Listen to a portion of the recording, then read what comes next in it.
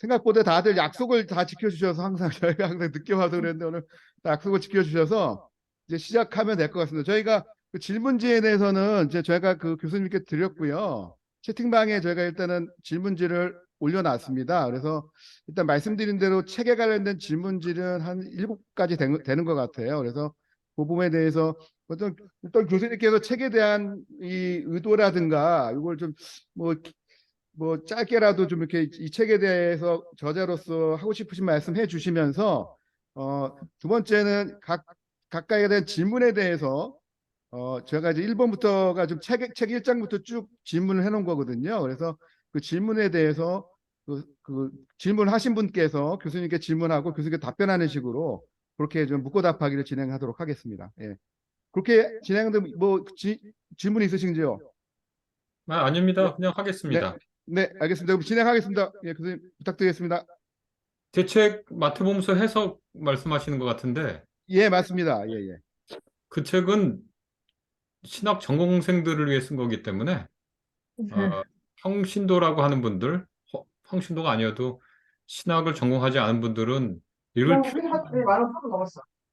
어? 어, 회계를 하는데 만원 있다고. 아, 그냥 회계는 많이. 예, 네. 예, 죄송합니다. 예, 예. 그래서 저 신학을 전공하지 않은 분들은 읽을 이유가 없는 책이고, 첫째. 둘째, 신학을 전공 안 했어도 이제 1세기 로마 세계를 이해하고 싶은 분들은 전문적인 학자들은 읽을 수 있지만, 비전문가가 굳이 그 책을 읽을 필요는 없는데, 그 책을 갖고 공부를 하셨다 그러니까, 뭘 고맙기도 하고, 또, 놀랍기도 하고, 그 생각이 들었습니다. 그 책은, 제가 제 나름대로 마태복음서를 공부한 것들, 연구한 것들을 모아놓은 겁니다. 박사학위 논문부터 이후에 제가 냈던 논문들, 그것들을 일련의 순서가 있고, 주제별로 나눠서 이렇게 모아놓은 것이고요. 그 책, 그리고 제 학위 논문이라고, 그게 벌써 18년 더 된 얘기인데요. 네, 되게 오래된, 얘기라서, 음, 당시에 그 로마 지배체제라고 얘기할 수 있겠죠. 로마 지배체제에서 복음서를 보는 그러한 시선들이 당연히 없진 않았습니다. 마태는 없었지만 마가복음서나 또 바울 서신에서는 어, 그것을 로마 제국의 로마 지배체제라고 얘기할 수 있겠죠. 로마 지배체제를 배경으로 읽는 작업들이 있었는데 마태는 그런 게 잘 없었어요. 유일하게 그것들을 꾸준히 시도한 학자가 미국의 에, 워렌 카터라고 하는 분이었는데 그분 글이 도움도 됐지만 저한테는 동시에 극복의 대상이 되기도 하던 분이었습니다. 아, 제 생각에는 음, 도움을 많이 받았지만 또 극복한 면도 많이 있다 이렇게 그냥 생각하고요. 그래서 전체적으로는 로마의 지배 체제를 배경으로 마태복음서를 읽은 거고 로마의 지배 체제라고 하는 것은 로마는 후발주자고 지중해 세계에 아테네나 뭐 코린토스나 이런 데가 선발주자죠. 유럽에서는 그리스 문명을 자신들의 시조로 생각하기 때문에 모든 것이 다 그리스로 시작한 것으로 생각하지만 실상 그리스는 이집트나 메소포타미아 문명에 비해서는 후진 문명이죠. 후발 문명이고. 여튼 정리하자면 로마가 그리스의 문화와 문명에 영향을 많이 받았지만 그들의 실용적인 사고 또 군사적 능력 이런 것 때문에 지중해 세계를 점령하게 됐고요. 또 헬레니즘이라고 하는 강력한 문화가 여전히 그래도 존재했고 또 그 와중에 그것들이 이제 수합되고 착 문화로서의 유대가 있었는데 유대주의 문화가 있었는데 그런 것들을 배경으로 해서 마태복음서를 읽으려고 했던 게 제 논문의 주요 논지입니다. 그래서 처음부터 끝까지 1세기 유대인들이 놓인 로마 지배체제. 로마 지배체제라고 하면 로마라고 하는 지배자가 있지만 그리스 문명도 있는 것이고 헬라화된 유대교가 로마 지배체제에 적응한 그 세 가지 배경에서 마태복음서를 거대하게 안티내러티브로 보는 그런 작업들을 한 겁니다. 당시로서는 그 웨런 카터 외에는 거의 없었던 작업이죠. 그리고 제 생각에는 웨런 카터가 사회과학적 방법론의 섬세함이 조금 떨어지는 것 같다는 생각을 제 나름대로 했습니다. 그래서 좀 더 그분의 주장을 어떤 건 비판하고 어떤 건 좀 정교히 하고 어떤 주장은 뭐 제 주장을 하기도 하고 그래서 예수하고 하나님하고 그다음에 마태 공동체의 특징적인 면모들을 잡아내려고 했던 것이 마태복음 해석 제 책이고 고전교양으로 읽는 마태복음서 그거 EBS에서 나온 것은 교양인을 상대로 한 고전으로서 마태복음서의 가치를 보여주려고 했던 책이다. 이렇게 간략하게 정의할 수 있겠습니다. 대략 이 정도로 얘기하면 될 것 같습니다. 예, 말씀 감사합니다. 예. 자, 그러면은 저희가 그 1번부터 질문하고자 하는 것들을 담당하신 분들 얘기하시면 좋겠습니다. 전욱 선생님부터 뭐 조금 설명하셨지만 1번 문제에 대해서 또 질의를 하시면 좋으실 것 같습니다. 네, 안녕하세요. 그 첫 번째가 이제 제가 질문을 한 건데요. 그 마태복음을 보통 우리가 이제 유대적 복음서라고 알고 있었고 그렇게 그런 배경에서 많이 이제 설명하고 이해를 했는데 그 왜 과연 이제 그레코로만이라는 그 배경하에서 그 읽어야 된다고 생각하시는지를 그것이 과연 필연적 읽기인지 아니면 하나의 그 가능한 하나의 방식인지를 그 한번 궁금해서 여쭤보고 싶어요. 굉장히 전 신선하게는 읽었는데 그동안에 읽었던 거하고는 조금 다른 부분이기 때문에 이것은 그 논리적인 필연성에 의한 것인지 하나의 어떤 개연적 방식인지가 첫 번째 궁금하고 그러면은 이 만약에 그레코로만 관점에서 본다면은 이건 제가 공부하다 또 생각난 건데요. 과연 주기도문은 이제 어떤 식으로 보통 주기도문은 막 종말론적으로 읽기도 하고 일상적으로 읽기도 하거든요. 그래서 어떻게 그러면 읽는 것이 좋을지 두 가지 정도 질문을 드리고 싶습니다. 그 얘기는 사실 신약학자들 사이에서는 좀 의견이 분분할 수는 있지만 마틴 행헬이라고 하는 독일의 신약학자가 이미 1970년, 80년대에 당시 1세기 유대교라고 하는 것은 헬라화된 유대교라고 얘기를 했습니다. 그냥 그 자체의 유대교라는 게 존재하지 않죠. 이것이 꼭 적절한 비유이지는 않겠지만 오늘날의 가장 한국적인 것이 뭡니까? BTS죠. 우리 오늘날의 가장 한국적인 것이 경복궁인가요? 경복궁은 우리의 역사지만 그리고 경복궁을 우리가 이렇게 저렇게 얘기할 수 있고 궁상각시 국악을 얘기할 수 있지만 뭐 BTS나 싸이나 뭐 오징어 게임이나 이것이 현재 우리가 생산하고 있는 문화적 문화산물이죠. 그것은 우리가 만들고 우리 전통의 배경이 있지만 세계화된 거죠.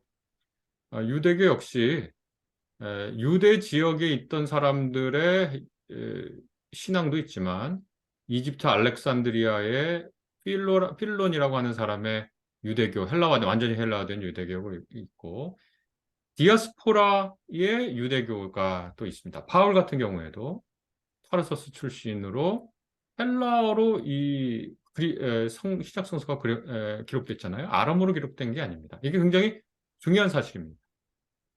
그리고 당시에 헬라 문화라고 하는 건 역시 로마 제국하고 뗄 수 없는 관계 속에 있고요. 그러니까 예를 들어 이렇게 생각하면 좋겠습니다. 일제강점기에 우리나라의 한 작가가 영어로 글을 썼다.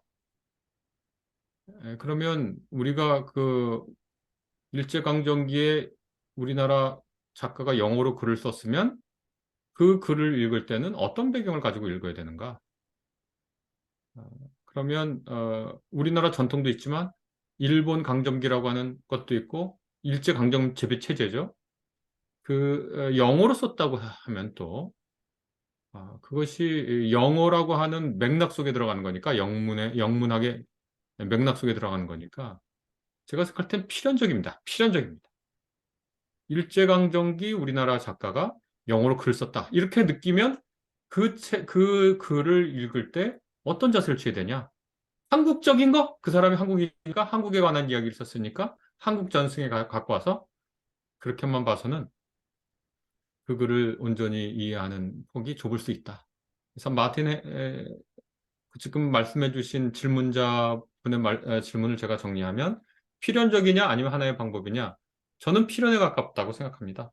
그래서 바울을 이해할 때도 로마 지배 체제라고 하는 것은 로마가 실질적인 통치권을 갖고 있지만 정치적 행정권을 갖고 있지만 그리스 문화 또 유대의 자기의 토착적 문화 그 문화뿐만 아니라 사회 경제적인 구조 이런 것들이 서로 얽힌 그 매트릭스 안에서 신약 성서의 의미가 생산된다고 생각합니다. 이것이 이제 기본이고요. 저한테는 필수적인 것이고 제가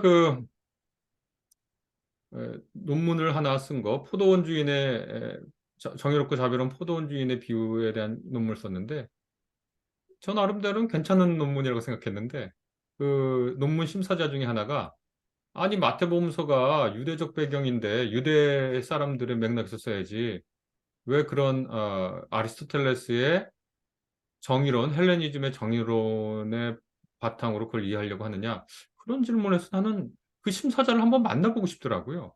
그래서 제가 저랑 이제 가깝다기보다는 이른바 그런 말이 좀 가능하다면 주류 신약학 한 분들한테 제가 이 심사평을 얘기했더니 뭐 제 앞이라서 그런지 몰라도 의아해하는 거예요. 그래서 좀 죄송하지만 저는 유학을 하지 않았지만 제가 배운 신약학은 대체로 이른바 그 메인스트림 신약학입니다. 그래서 유대적 배경을 마태복음서는 유대적 복음서다라고 하는 말이 틀린 말도 아니지만 그 말이 마태복음서를 읽는데 그렇게 큰 도움을 주나? 좀 의아한 면이 있습니다. 그래서 첫 번째 대답, 그건 뭐 필연적인 것이다. 그건 신약학 주류학자들의 거의 공통된 생각일 수밖에 없습니다.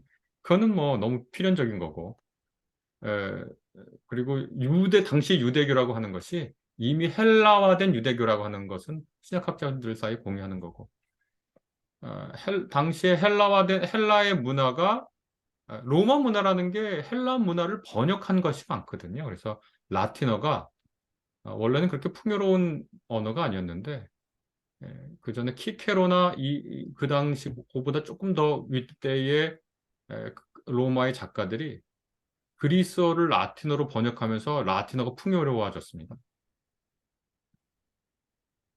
네, 그래서 간단하게 명제로 말씀드리자면 신약 성서를 로마 지배 체제, 아까도 말씀드렸지만 로마 지배 체제는 그냥 로마의 통치만을 뜻하는 건 아닙니다.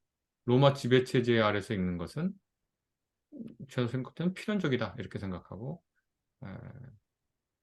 그 다음에 당시에 유대교라고 하는 것이 유대계 고유하고 독특하고 다른 것과 구분되지 않는 어느 독특성 물론 갖고 있지만 헬라화된 유대교라고 하는 것은 너무나 신약학자들 사이에서는 메인스트림 신약학 한 사람들이요. 그한테는 뭐 굉장히 좀 뭐랄까요 상식적인 얘기입니다. 근데 물론 약간 보수적인 분들이라고 하는 분일수록 구약을 자주 강조해요.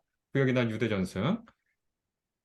보수적이라고 그래서 그런 건지 모르겠는데 그런 쪽으로 공부한 분들도 있고 괜찮습니다.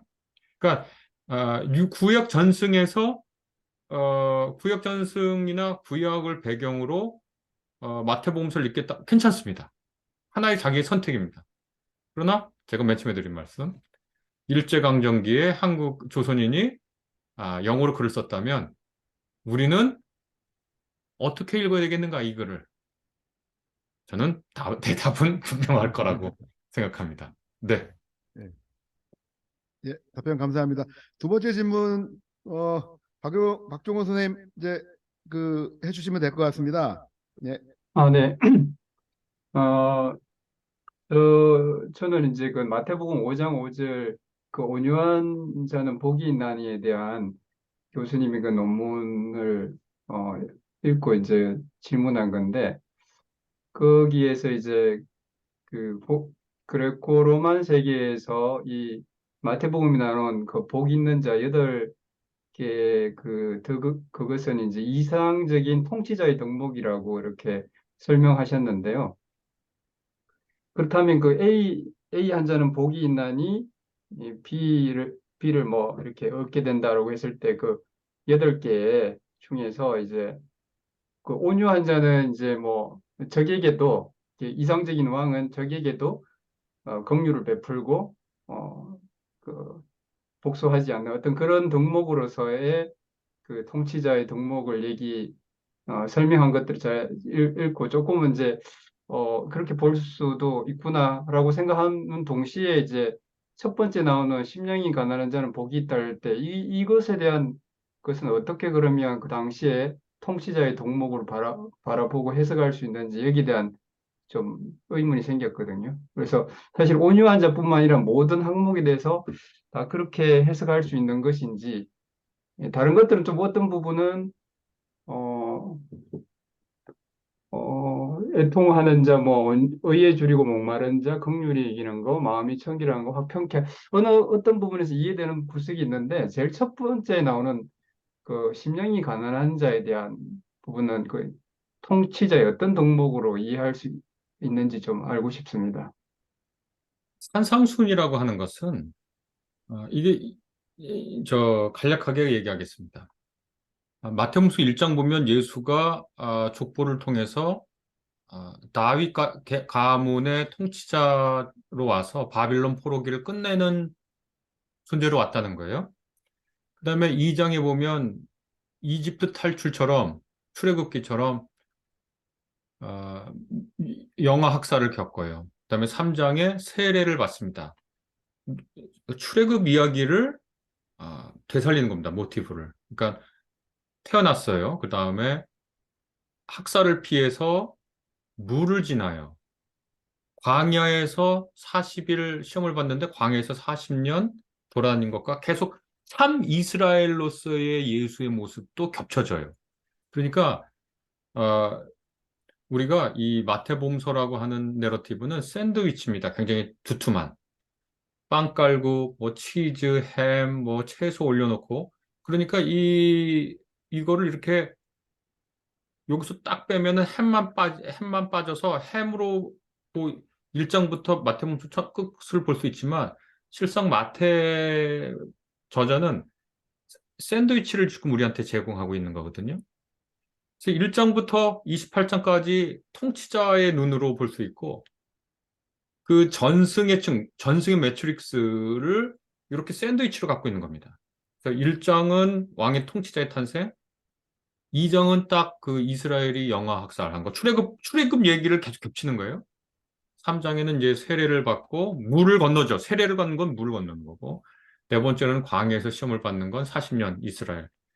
그 다음에 5장에 드디어 와서 뭐 하냐면 신의 산에 간 겁니다. 예수가 산으로 올라가요. 누가는 오히려 산에서 땅으로 내려와요. 평지로 내려와요. 그래서 누가는 평지 설교라고 그러고, 마태는 산상순이라고 하는데 산에 올라간 건 드디어 신의 산에 올라가요. 히브리인들이 신의 산의 아래서 기다립니다. 모세가 신의 산 위에 올라가서 신의 법을 가져가 내려오고 이 히브리인들이 야훼와 계약을 맺어서 이제 더 이상 히브리가 아니라 이스라엘이라고 하는 계약된 커뮤니티로 탄생하죠. 이 야훼도 히브리인들의 신이다가 계약 맺은 새로운 커뮤니티인 이스라엘의 신 야훼로 계약의 신이 되죠. 예수가 산 위에 올라갔습니다. 이제 모세처럼. 거기서부터 이제 또 모세 이야기가 나옵니다. 아까도 맨 처음 모세 타이폴로지 나온 것처럼. 예수가 앉으니까 무리들이 쫙 나오다가 제자들이 나와요. 제자들에게 이제 하는 말, 세팅이 이렇게 됩니다. 그러면 이건 뭐냐? 산상수훈 5장에서 7장은 그래서 뭐 마태복음에는 5개의 큰 예수의 가르침이 나오는데 이게 모세오경에 상응하는 거거든요. 산상수훈은 뭐냐면 가장 큰 의미로는 이제 이스라엘이 계약을 맺는 거예요. 이스라엘이. 이집트를 탈출한 히브리인들이 이스라엘이 됐을 때 이스라엘은 누구냐?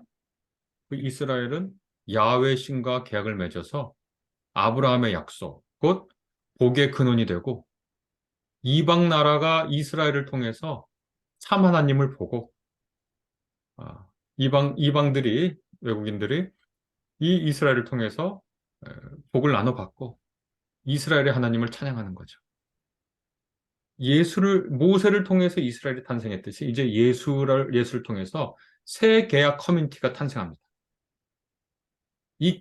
이스라엘이 열방 가운데, 이른바 열방 가운데 하나님의 선택받은 백성으로서 지도자적 위치를 갖고 있듯 예수 앞에 무리들, 그들 중에 특별히 예수 앞에 예수 불러서 나온 제자들은 이들의 리더들입니다. 그거는 너무나 명확한 얘기입니다. 그러면 이 새로운 커뮤니티는 뭐냐? 이 새로운 커뮤니티는 기존 질서를 완전히 아랑곳하지 않는, 기존 질서를 아랑곳하지 않는다는 건 어떤 건 매우 강화하고 어떤 건 어떤 규범은 강화하고 어떤 규범은 반대하고 어떤 규범은 새로 세우고 기존의 질서에 상관치 않고 어떤 규범은 강화하고 어떤 규범은 반대해서 새로 만들고 어떤 것은 완전히 새로 만들고 이게 산상수훈입니다. 애통하는 자는 복이 있습니다. 그 얘기는 그들이 위로를 받을 것입니다. 이 얘기는 미래의 보상에 대한 이야기가 아닙니다. 그 산상수훈을 연구한 모든 학자가 이 마카이오 오이 복 있어라 이 얘기는 현재 그 상태에 대한 얘기예요. 너는 위로를 받게 될 것이니까 복 있다가 아니라 마음 슬픈다고 당신들 야, 참 복 있다 당신들 대단하다 축하한다 지지한다 축복한다 응원한다 온유하다고 너희들 야 축하한다 현재 상태에 대한 긍정이에요. 그러니까 위로를 받게 될 것이라 땅을 기업으로 얻게 될 미래의 보상에 대한 축하가 아니라 현재 놓인 그 상태에 대한 긍정입니다. 그러니까 이거는 뭐냐면 새 공동체가 탄생해요. 이 새 공동체는 기존 질서와는 완전히 다른 지도자적 커뮤니티가 탄생할 거예요. 거기에는 지도자로서의 품격을 나타내는 덕목이 있고 거기에는 현재의 어떤 처지에 놓인 사람들에 대한 긍정과 강화의 이야기가 있습니다. 신령이 가난한 사람 복 있다. 당신들 대단하다. 위대하다. 지지한다. 축복한다. 참 대단하오. 현재의 어떤 상태에 놓였던 현재 상황에서 이제 그거 상관없이 새로 태어나는 커뮤니티 안에 당신들의 그 상태가 위대하다는 거예요. 이제 새로운 커뮤니티가 탄생한 거예요. 그래서 이제 고 팔복천원 후에 6개의 안티테제라고 흔히 얘기하는 게 나오지만 어떤 건 강화해요. 너희들 간음하지 말라고 들었지만 너 마음속으로 간음한 거 그것도 간음이야. 어떤 건 강화하죠? 너 저 오른쪽 눈엔 눈, 이에는 이라는 말 들었지? 그건 그렇게 하면 안 돼. 그것은 반대하는 거예요. 그러면서 이 이스라엘이 고대 이집트 탈출 후에 모세의 법을 통해서 태어나는 이스라엘이 하나님의 야훼 백성이 됐듯이 예수가 중재하는 예수가 주는 법을 통해서 탄생하는 이 사람들은 야훼의 대리자인 예수가 탄생시키는 새 시대의 공동체예요. 어떤 특징을 갖고 있느냐? 현재의 질서에 아랑곳하지 않는, 그리고 이스라엘에게 신이 기대했던 열방의 지도자가 되는, 열방의 통치자가 되는 커뮤니티로 탄생하는 겁니다. 제가 이렇게 말씀드리고 이제 간단하게 대답하겠습니다. 팔복의 어떤 거는 현실 질서에서 고통받고 있는 이들을 축하하고, 어떤 것은 통치자의 덕목을 그 당시에 보여주는 것을 칭찬하고, 어떤 것은 정의에 목마르고, 그러니까 인디그네이션이죠. 의분을 가지고 있고 정의에 목말라서 굶주려 하는 사람들을 칭찬하는 거예요. 네, 그러니까 모든 덕목이 다 통치자의 덕목이냐? 그런 건 아니죠. 그러나 모든 얘기가 어디로 향하고 있냐? 지도자적 위치를 갖고 있는 새 커뮤니티, 예수를 통해서 태어나는 새로운 예수 공동체를 향해 있는 건 확실합니다. 네, 그렇게 답변했습니다. 네, 답변 감사합니다. 세 번째 질문에 대해서 전현철 목사님 얘기해 주시겠어요? 예. 예, 만나서 반갑습니다. 그, 제 질문은 방금 하신 것 같고요. 예, 뭐 이렇게 저도 질문이 많은데, 그 중에 그러니까 아까 하신 이야기 중에 제가 좀 궁금한 게 하나 있어서, 그러니까 아까 뭐 아리스토텔레스나 플라톤이나 뭐 이런 얘기가 이제 저도 이렇게 보면서 굉장히 중요하다 이렇게 느끼는 점들이 있는데, 보면 그 플라톤이나 아리스토텔레스나 이런 분들도 역시 정의에 대해서, 그다음에 의에 대해서, 그래서 뭐 디카이온이나 디카이오스네라든지 이런 얘기들을 그 전에 아리스토텔레스나 이런 사람들, 플라톤이나 이런 사람들이 굉장히 중요하게 다뤘던 얘기들인데, 그 복음서나 아니면 이제 바울 같은 경우도 우리가 흔히 칭의라고 해서 마치 그거는 정의하고는 전혀 상관없는 이야기처럼 흔히 다루고 그렇게 보면 안 된다라고 했던 학자들도 있지만, 사실은 플라톤이나 아리스토텔레스가 얘기했던 어떤 의라든지 정의라든지 이런 것들과 이 마태복음 얘기하고 있는 의 이런 것들이 사실 일맥상통하는 면이 있지 않나. 그래서 그것과 어떤 비교가 되고 있지 않는가. 그리고 또 어떤 차이점이 있을까. 이런 궁금증이 좀 있었습니다. 그리고 제가 질문했던 질문은 방금 얘기하신 것 같아서, 예, 세 번째는 생략하고 요 질문을 하겠습니다. 예. 디카이오 슈네, 뭐 그리고 또 정의라고 하는 거, 정의라고 저는 주로 번역하는데요. 우리나라에도 몇 번 돌아가셨는지 테드 제닝스라고 하는 분이 시카고 테올로지컬 세미나리에 계신 분인데, 이분이 데리다의 정의를 생각한다, 뭐 이런 글하고 읽으실 필요는 없습니다. 그 뭐 전문가가 아니면 그런 책을 읽을 필요가 없는데, 바울의 정의하고 비교하는 글들을 쓰는데, 아, 오늘날에는 정교 분리 원칙이라고 하는 허상이죠. 사실 정교는 분리되지 않죠. 정교 분리는 정치 행위를 할 때 특정 종교에 혜택을 주면 안 된다는 겁니다. 정책 수립 과정이나 이럴 때.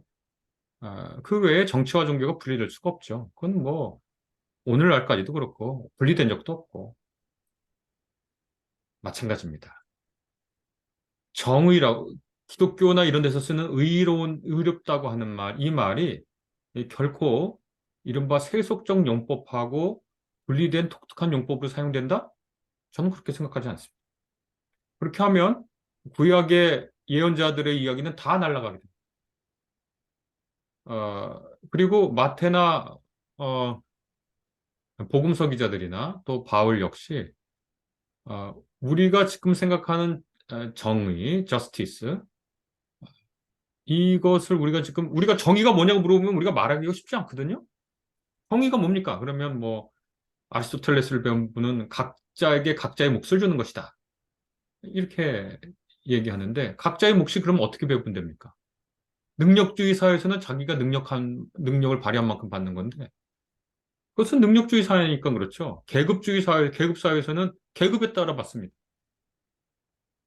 계급 사회에서는 계급에 따라 그걸 받습니다. 그래서 잘 아시다시피 호메로스의 일리아스 같은 데 읽어보면 그 운동 경기에 참여 안 해도 그냥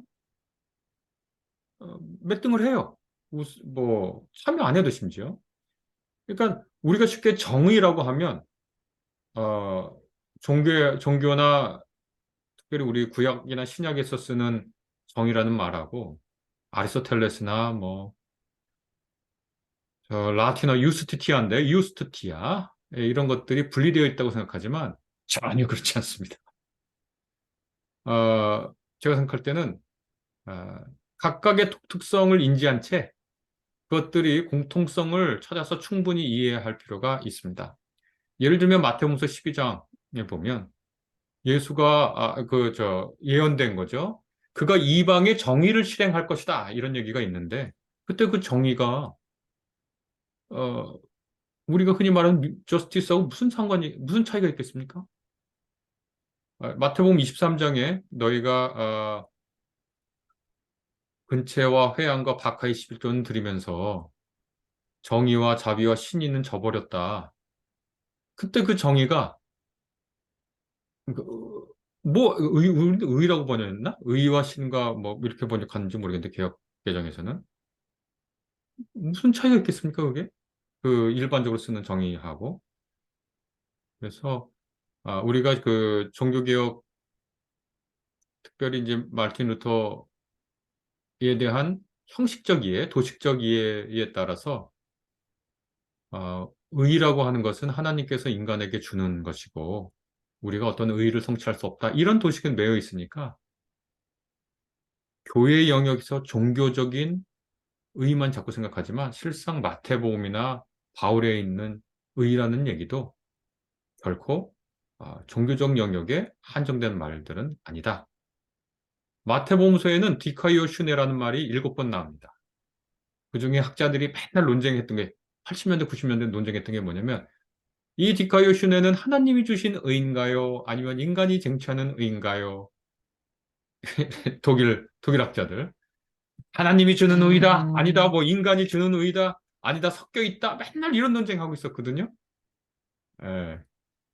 3장 17절인가? 보면 예수가 세례받고 올라올 때 3장 17절 뭔지 모르겠네.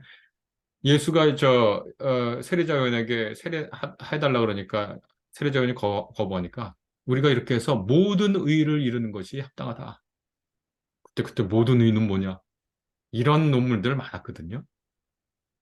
그게 거짓된 이분법 때문에 그렇습니다. 루터식의 의가 있어야 하나님 앞에 나아가는데 그것이 하나님이 주는 의냐, 인간이 성취하는 의냐. 이건 후대의 그 해석적 관심을 마태는 그런 관심도 없는데 거기에 그냥 투영한 겁니다.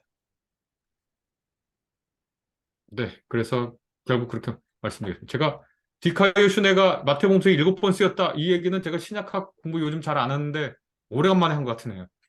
그거 질문하니까 생각납니다. 디카이오 슈네가 7번 쓰였다. 디카이오스가 14번 쓰였나 그렇습니다. 오랜만에 그러니까 3장 15절이군요. 그래서 15절, 17절이면 대략 맞춘 걸로. 예, 예. 예, 말씀 감사합니다. 예, 다음 질문은 저인데요. 잠시만요. 예, 교수님 그 책에서 제가 이제 봤던 거는 그 성전세 이제 마태복음 17장에 그 나와 있는 그 말씀 이게 좀 마태복음만 나와 있는데 거기서 말씀하신 게 이제 그 성전세로 대부분들 인식하고 있었는데 그거를 로마에는 세금이라고 이제 그 강력하게 얘기하시면서 126페이지에 말씀하신 대로 반세결로 번역한 것은 역동일치를 지나쳐 오역에 가깝다 이렇게 강하게 또 얘기를 하시면서 어떤 성경도 이렇게 없다고 얘기하셔서 사실 이 부분에 대해서 이렇게 말씀하신 다른 주석들이 없어서 사실 더 이렇게 받고 카톨릭 성경을 봐도 어디 봐도 다 성전세로 돼 있는데 이렇게 설명하신 거에 대해서 좀 설명을 좀 부탁드리겠습니다. 그걸 제가 성전세가 아니라 로마의 관세 톨게이트비다라고 얘기한 건 제가 처음이 아닙니다. 디드라크마를 받으러 나온 사람들 가버나움에서 디드라크마를 받으러 나왔다? 성전세를 받으러 나왔다고? 그건 이상하거든요. 제가 그 논문에도 썼지만 성전세는 기쁘게 내는 것이거나 누가 이렇게 거들어 나와가지고 그걸 낸다? 잘 상상하기가 어렵습니다. 그건.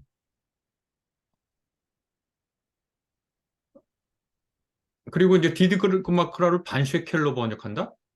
그건 진짜 번역 잘못한 겁니다. 그렇게 하면 안 됩니다. 왜, 아주 잘못된 겁니다. 그건 반셰켈하고 디드라크마랑 일치하지 않는데, 그러니까, 아, 1달러를 1,000원으로 번역한 거죠. 단위로만 하면. 그런데 그 1,000원이 성전세 내던 1,000원이야.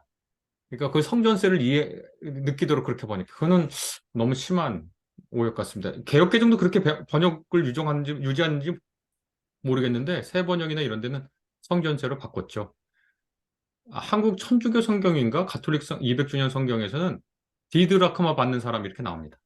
네, 그게 성전세라고 얘기하기가 정태현 신부님이 번역하셨나? 이영은 신부님이 번역하셨나?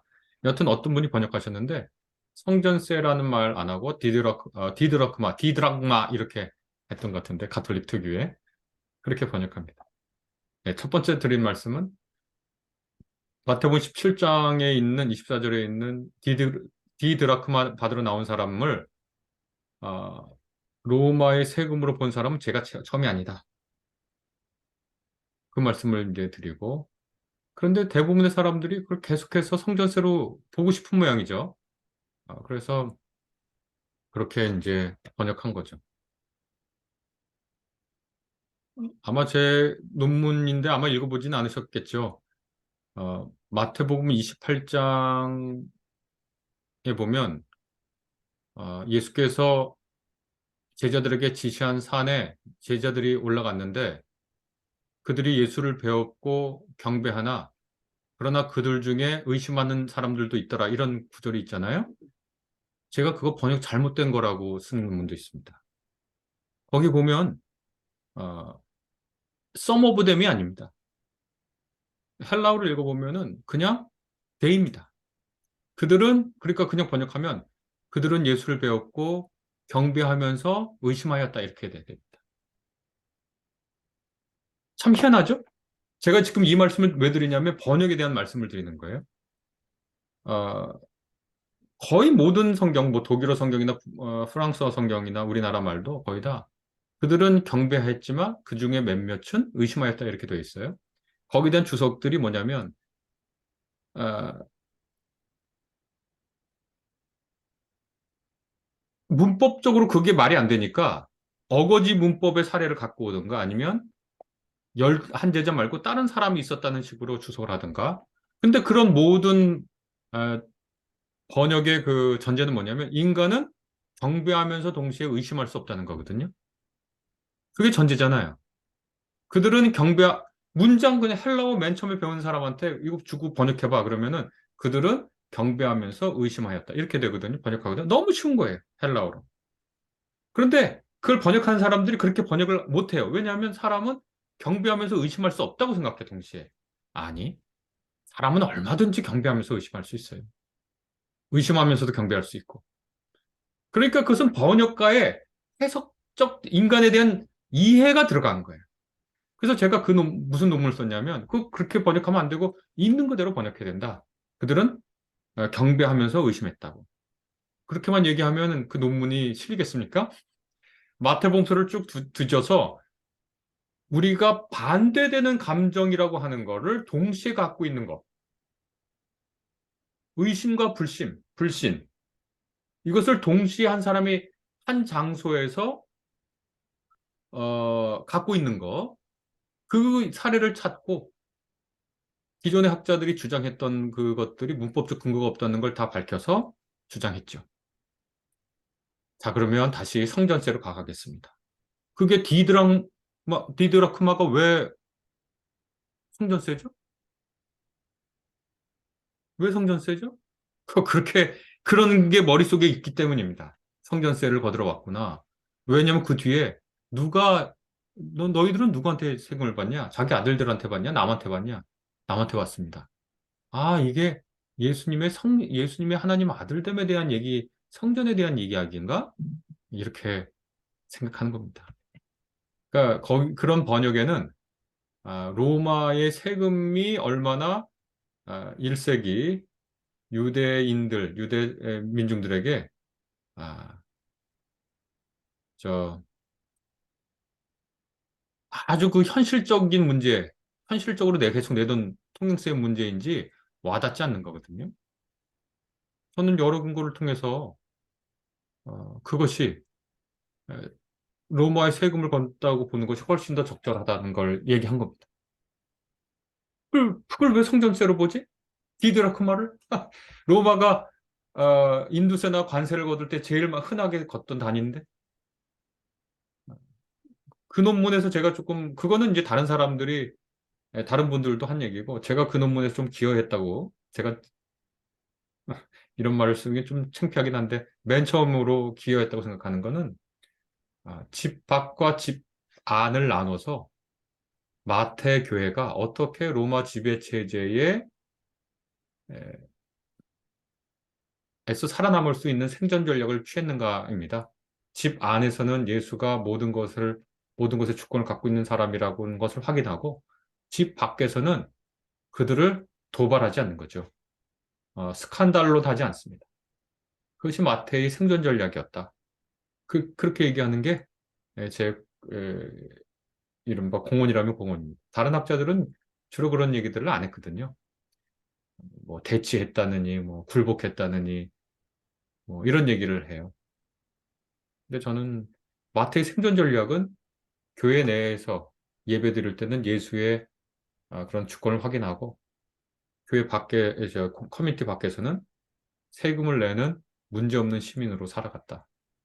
네, 그렇게 이제 얘기를 한 겁니다. 네. 번역은, 번역은 자기의 번역하는 사람의 해석학적 전제를 따릅니다. 마태복음 28장에 있는 그들은 경배하면서 의심했다라고 문법적으로 너무 쉬운 말인데 그렇게 번역하지 못하는 건 그 사람이 갖고 있는 인간학적 전제 때문입니다. 그러나 그 사람이 인간학적 전제를 버리면 얼마든지 그렇게 번역할 수 있습니다. 디드라크마 문제도 마찬가지입니다. 반셰켈로 절대로 번역하면 안 됩니다. 디드라크마를 성전세로 번역한다? 왜? 왜 그렇게 번역해야 되지? 오히려 그렇게 물어보면 성전세라고 주장하는 분들이 입증하기 어려울 겁니다. 이걸 맨 처음에 로마의 관세로 번역했으면 번역하는 분들이 물론 영어 성경이나 뭐 독일어 성경에도 템플 텍스라고 번역하긴 합니다만 맨 처음에 로마의 관세로 번역했으면 성전세라고 주장하는 분들이 성전세라는 것을 입증하기 위해서 무지하게 노력했을 겁니다. 근데 제가 생각할 때는 로마의 관세가 훨씬 더 타당하다. 그렇게 생각합니다. 예, 말씀 감사합니다. 예. 다음 주제로 넘어갈까요? 예, 윤석현 선생님, 이 부분은 저희도 많이 궁금했던 부분인데, 윤 선생님, 예, 질문해 주시죠. 안 들립니다, 윤 선생님. 네, 교수님. 네, 또 이렇게 양복을 벗은 모습을 보니 더 친근하고 좋습니다.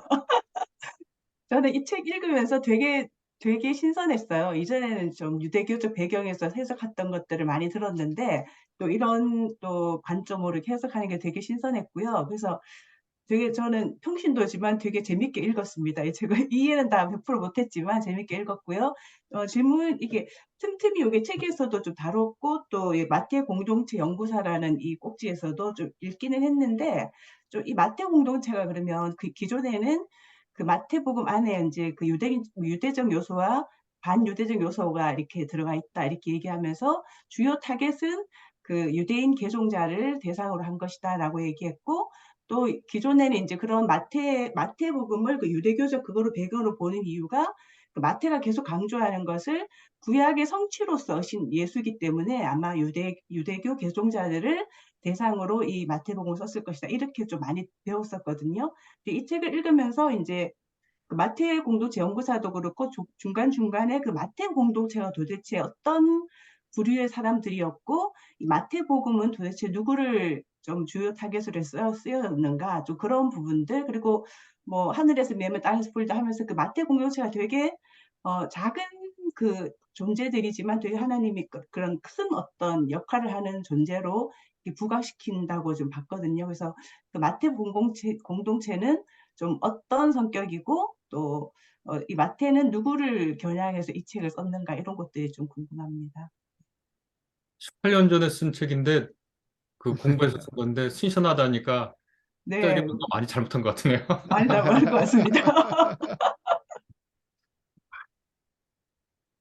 근데 좀 아이러니한 게 제가 신약학으로 할 때는 사람들이 저를 주로 교회나 이런 데서 강연 부를 때는 렘브란트나 뭐 그림 쓴 걸 가지고 이렇게 불러대더라고요. 그래서 예. 난 신약학 공부 훨씬 많이 했는데 맨날 무슨 렘브란트나 와서 얘기해달라고 그러나.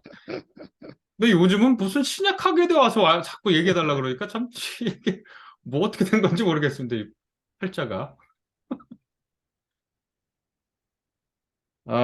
마태 공동체라고 하는 것은 마태복음서의 1차 청중이 누구냐라고 하는 물음에 대한 학자들의 재구성입니다. 실제로 마태 공동체가 있었는지 없었는지 실증해내라? 는 할 수 없습니다.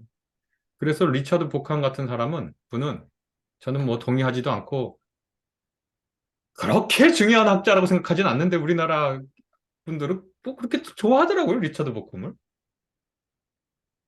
그분은 이 복음서가 1차 청중인 어떤 특정 교회가 있었다기보다는 모든 사람을 향해서 쓴 복음서다. 이렇게 주장하는데, 저는 복함의 그 얘기에 동의하지 않습니다. 언젠가 복함 그 책에 대해서 추천사를 써달라고 그래서, 요즘은 제가 추천사를 일절 쓰지 않습니다만, 난 이 복함의 논지에 반대하는데? 그랬는데, 그래도 좀 써달라 그래서 썼습니다만, 마태 공동체는 있었는지 없었는지 알 수 없습니다. 학자들의 가설인데, 복음서 같은 작품이 나왔다고 하는 것은 그냥 단지 한 개인이 이것을 썼을까? 그런가 아닐 거다. 이 사람이 이 글을 쓰기 위해서는 이 사람이 활동한 속한 교회 공동체가 에클레시아가 있었을 것이다. 그리고 이 사람이 그 에클레시아 소속으로 글을 쓴다면 누가 가장 머릿속에 떠오르면서 글을 썼을까? 그건 1차 청중이거든요.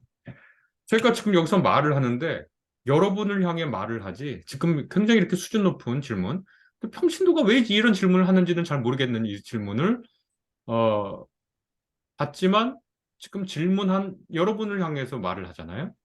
그러니까 마태복음도 이 마태 저자가 속했던 에클레시아가 있을 거고 그 에클레시아의 후원이나 최소한 1차 청중, 맨 처음에 그걸 자기가 쓰면 그 사람들한테 읽을 거니까, 그 사람한테 들려줄 거니까, 1차 청중에 대한 관심이 없을 수밖에 없거든요. 있어야만 하거든요. 글은 천재적 개인이 혼자 쓰는 게 아니라 청중이 같이 씁니다. 내가 누군가에게 설교를 한다는 건 내가 천재적으로 설교하지만, 한다고 하는 것만이 아니라 청중이 내 설교에 영향을 미치죠. 그러니까, 글이라고 하는 것은 언제나 청중을 의식한 저자가 있으니 글에는 청중이 들어가 있기 마련입니다. 그래서 이 글을 통해서 청중이 누구지? 라고 추론할 수 있습니다. 제가 지금까지 한 말을 누군가 질문하셨고 누가 질문했는데 그 질문은 기록 안 남아있고 제가 한 말만 쭉 적어가지고 자, 이 말을 들었던 사람들은 누굴까? 제가 여기 계신 분들의 면면을 다 알지 못하거든요. 그런데 이 말을 듣고 싶어 하고 내가 이 말을 여기서 제가 이 말을 하면 이 말을 듣는 사람은 누구지? 최소한 이분들의 학력은 고졸 이상일 것 같다. 그리고 이분들이 21세기에 살면서 1세기 저기 있는 그리스도교의 문화를 들었다고 대부분 그리스도교인들일 것이다. 이분들이 저 청중에게 하는 제 말에 막 영어도 섞여 있고 헬라어도 섞여 있고 라틴어도 섞여 있고 이 말을 듣고는 그렇게 말을 해도 괜찮은 청중인가 보다. 그러면 이분들은 사회적 계급이 어느 정도고 계층이 어느 정도고 주로 활동하던 것이 어느 것이다라고 추측할 수 있죠. 마태 공동체라고 하는 것은 그렇게 마태복음서를 읽고 그 사람들이 어떤 사람들일 것을 추측하는 겁니다. 그래서 마태 공동체라는 것은 가상의 학자들의 추측과 재구성한 것이지만 아영털이는 아니다. 여기에 근데 뭐 어떤 학력은 낮지만 열심히 책을 읽고 토론하고 공부하면서 대학 나온 사람 분 이상으로 인문학적 지식, 사회과학적 지식, 자연과학적 지식을 쌓은 분들이 계실 수 있죠. 근데 그걸 제가 한 말로만 가지고는 추측이 안 되죠. 그러니까 어떤 문헌을 가지고 어떤 그 1차 청중을 추측한다는 것은 그렇게 장점도 있고 한계도 있습니다. 그리고 또 그게 순환논법이 되기도 해요. 이런 말을 했으니까 이런 공동체였을 것이다 라고 추측하면 이런 공동체였으니까 이런 말을 했을 것이다 라고 서로가 서로를 순환논법이 돼요. 그러니까 이 복흥 같은 사람도 몇몇 가지 이유를 들면서 어떤 복음서의 1차 청중으로서 마가 공동체, 마태 공동체, 요한 공동체를 추측하는 것이 논리적 모순이 있다 그러는데 그것은 맞는 말이긴 하나 상식적으로 방금 말씀드린 대로 제가 지금 드린 말씀을 토대로 여러분들이 누구인지 구성할 수 있습니다. 그걸 통해서 구성해본 마태 공동체는 어떤 공동체냐? 일단 이 사람들은 도시에 놓인 공동체인 것 같습니다. 여러 가지 얘기가 있는데 그것들을 지금 다 얘기하지 못하고 두 번째, 그 공동체는 구약이라고 하는 것에 굉장히 관심 있는 사람들인 것은 분명해 보입니다. 구약을 계속 인용하고 성취했다고 얘기하고 이것은 구약에 대한 일정한 존중이 있었고 그것이 권위 있는 서적으로 받아들였을 가능성이 있습니다. 반대로 거기에는 반유대적 이른바 유대인 지도자들에 대한 강력한 경고가 있는데 이것들은 이른바 유대교 주류하고는 다른 사람들이었을 거라고 하는 추측도 있습니다. 그리고 마가 공동체랑 비교했을 때 이들이 좀 더 넉넉한 공동체였을 것이다. 경제적으로 이런 추측도 가능합니다. 이렇게 등등등 도시에 사는 어느 정도 학문 공동체라고도 흔히 얘기할 수 있는데 그렇게까지 얘기할 수 있을지는 모르겠지만 학문 공동체라고 말하는 이제 학자들도 있었거든요. 제가 마태 공동체 연구사 쓴 지가 꽤 오래됐기 때문에 그 후로 어떻게 발전했는지 모르겠지만 그러한 독특성들이 있습니다. 그래서 제가 지금 주신 질문 보면 일단 이분들은 기본적으로 유대적 전승을 존중하면서 자신들을 새로운 이스라엘, 새로운 야훼, 예수로 말미암아 탄생한 새로운 지도자적 공동체로 생각하면서 이 시대에 로마 제국과 로마 지배 체제와 직접적으로 맞닥뜨리는 대신 필로소퍼 킹, 헬레니즘 시대로부터 내려오던 이상적인 왕은 누구인가? 라고 하는 아이디얼 킹십 디스코스라고 하는 게 있는데 그 빛 아래서 예수를 필로소퍼 킹, 가르침으로 세상을 통치하는 지혜로운 왕, 그리고 우리들 역시 그 지혜로운 왕이 가르쳐준 모든 것으로 사람들을 지키도록 가르치는 사람들로서 이 세상에 영향력을 펼치려고 했던 사람들이었다. 대략 그렇게 말씀드릴 수 있겠습니다. 그러니까 학자들이 무슨 뭐 역사 비평을 하거나 마태 공동체를 얘기하거나 또 유대 로마 배경이니 뭐 이런 거 얘기하는 이유는 그냥 뭐 잘난 척하기 위해서가 아니라 그런 걸 깔아야 비로소 텍스트가 살아나거든요. 그러니까 매트릭스가 없으면 이야기가 없으면 유대로 배경이 없으면 어떤 것도 의미를 띠지 못합니다. 그래서 그런 것들을 이야기하는 이유가 이것이고 마태 공동체는 아마 스스로를 그렇게 여기면서 살아갔을 것이다. 네.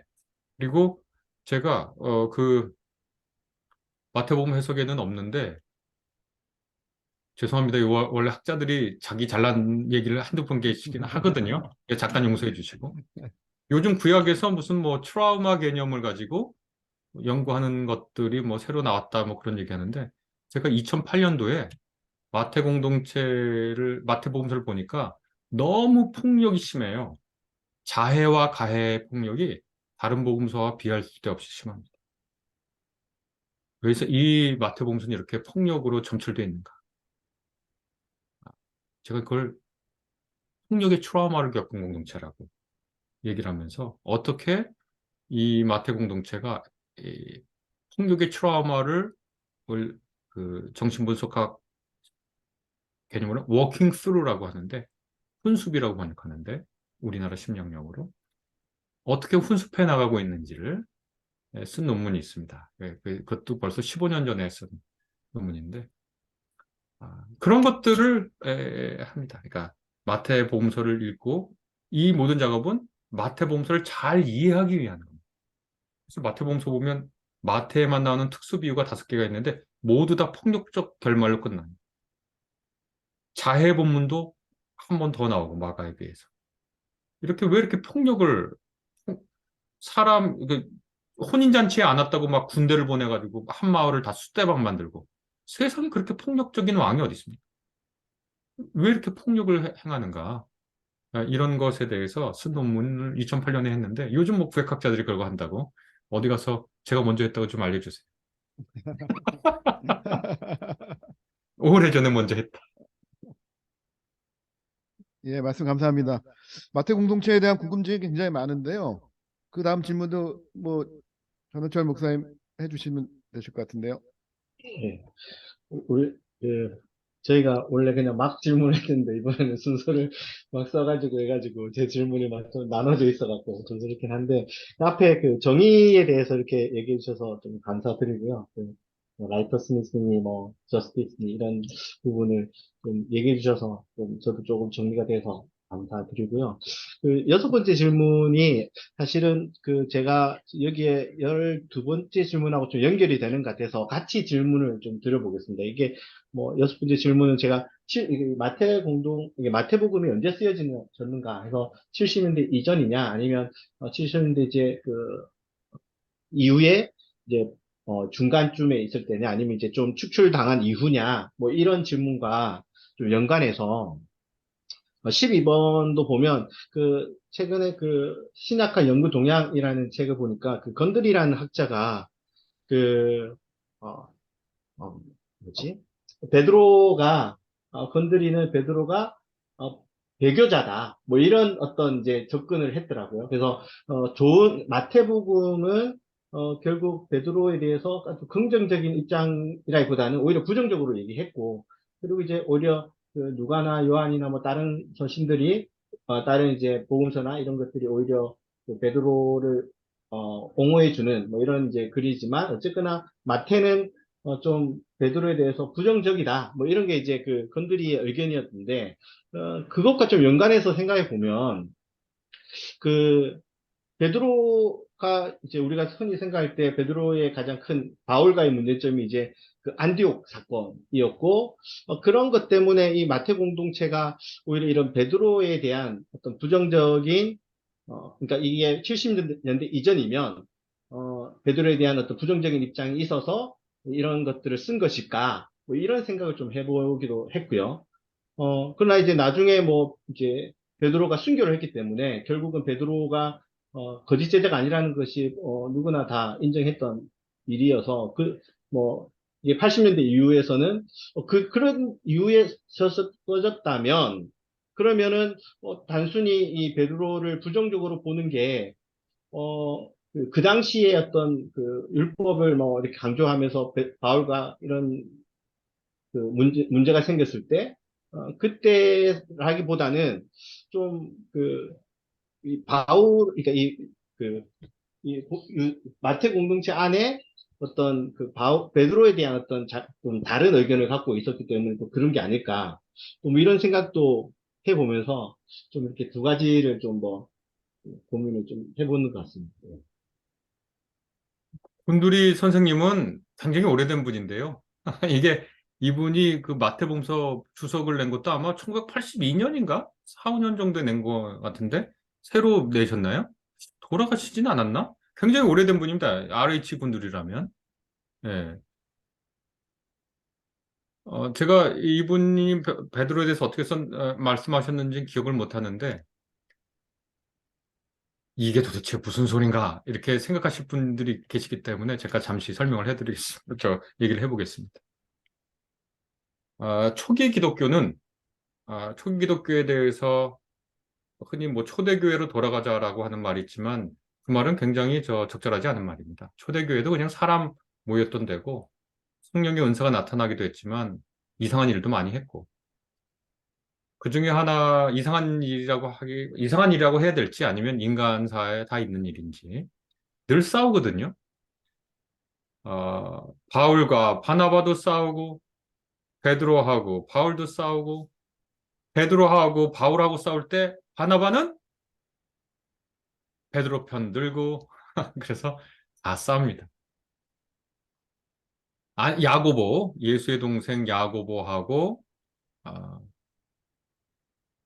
바울도 긴장관계에 있었고, 사도행전에서도 보면 헬라파, 유대파, 그리스도인들이 서로 싸우고 갈등하고 분쟁하고 그것이 인간사의 다반사고 초대교회 역시 마찬가지였다. 그래서 특별히 마가복음 같은 데는 베드로가 전적으로 무지한 존재로 자꾸 등장합니다. 그리고 요한복음서 보면 애제자라고 불리는 인물과 베드로가 비교가 되는데 애제자가 늘 우위에 있는 걸로 나타납니다. 이것은 뭘 뜻하냐면 이것은 뭘 뜻하겠습니까? 우리가 상식적으로 생각해 봅시다. 우리가 일제강점기 때 독립운동을 하던 사람들이 있는데 어떤 한 인물에 대해서 계속 비난을 하는, 낮추는 문서가 하나 있고 어떤 건 자기 그룹의 지도자랑 비교해 보면서 열등하게 얘기하는 사람이 있습니다. 여러 문헌에서. 그럼 뭘 뜻하죠? 그 사람이 지도자였다는 겁니다. 그 사람이 굉장히 강력한 힘을 발휘해가지고 나도 저 사람을 경쟁 상대로 생각하고 나도 경쟁 상대로 생각해가지고 그 사람을 폄하하는 거거든요. 말을 바꾸면 베드로는 굉장히 영향력 있는 사람이었다. 그렇게 말할 수 있겠죠. 마가복음서는 요한복음 정도 혹은 더 심하게 베드로나 열둘에 대해서 부정적입니다. 제가 대해서만 글을 쓰지 않고 요한복음에 대해서도 글을 썼는데 제 주장은 이거 조금 전문적인 얘기인데 죄송한데 영어로 쓴 논문인데요. 영어 제목 우리말로 풀면 예수께서 6장 67절에 요한복음서 이렇게 번역해 맞다는 겁니다. 나는 너희 12를 택하지 않았다. 그리고 너희 중에 하나는 악마다. 이렇게 번역해야 요한복음서에 맞다는 겁니다. 요한은 12를 택했다라고 하는 사실 자체를 부인한다. 그렇게 생각합니다, 저는. 요한이 그렇게 썼다고 생각합니다. 제가 처음 주장한 얘기인데, 요한복음서에서 나름대로 요한 스칼라십에서 영향력을 갖고 있는 폴 앤더슨이라고 하는 퀘이커자가 있거든요. 퀘이커들은 요한복음서가 자신들이 굉장히 중요한 복음서입니다. 그래서 저 미국의 퀘이커의 대표 대학인 조지 폭스 대학인가? 거기 신약학 교수인데 어떻게 그분이 제 논문을 봐가지고 자기 생각도 똑같다고 그렇게 확인도 해주고 그랬는데 다시 돌아오겠습니다. 베드로, 열둘, 예수의 동생 야고보, 초기 교회의 굉장한 권위자였던 것 같습니다. 바울? 별로였던 것 같습니다. 바울의 입장? 좀 과격하고 진보적인 입장이었을 수 있습니다. 이렇게 그냥 일단 지형도를 그리겠습니다. 마가, 요한, 베드로의 권위를 제한하려고 노력합니다. 바울? 어떻게 하죠? 자기 마음대로 해요. 어떻게 하냐면, 나는 이방인의 사도고, 사도 야고보, 예수의 동생 야고보하고, 너희 12은 유대인에게 보낸 사도. 그거를 합의를 해줬을까요? 예루살렘 권위자들이 그걸 합의를 해줬을까요? 그래, 너는 이방인을 위해 가라.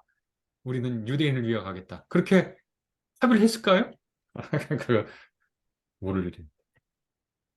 초대교회 대부분 학자들이 그리는 지형도가 그렇습니다. 권력관계 지형도가. 저는 마가하고 마태를 비교한다. 그러면 마태는 마가보다 훨씬 더 베드로를 높이 올립니다. 마태복음 16장에 있는 베드로의 고백, 그거 예수가 수긍하고 너의 고백 위에 내 교회를 세우겠다. 그렇게 말하는 건 굉장히 중요한 얘기다. 마가에도 없고요. 요한에도 없습니다. 요한에서 요한 6장 67절에서 70절이죠.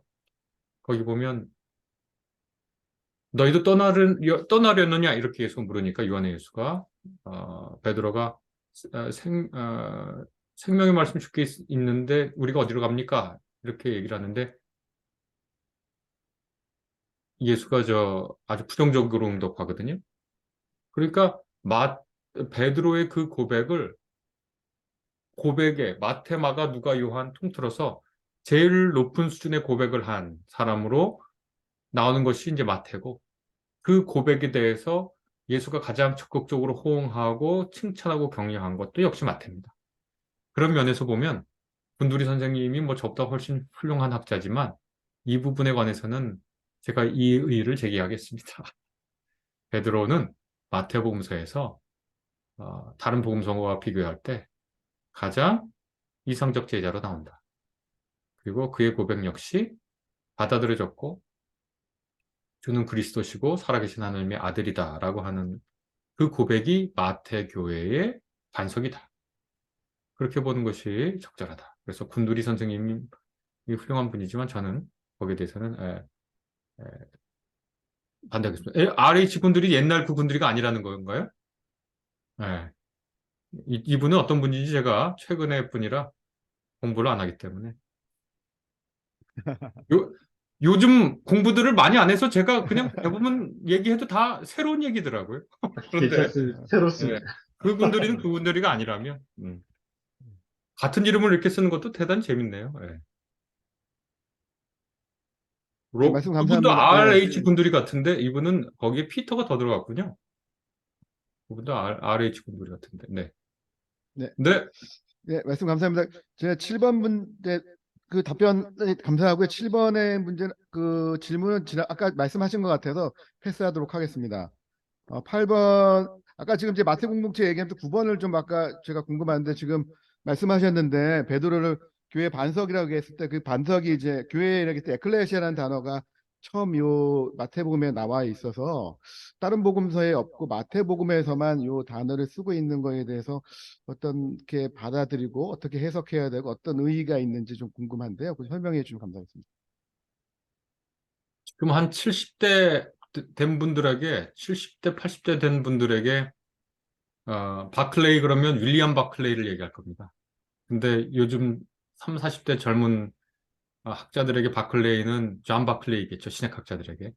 저도 군들이 하면 옛날 군들이 요즘 군들이 아니고 이 친구는 어떤 친구인지 모르겠네요.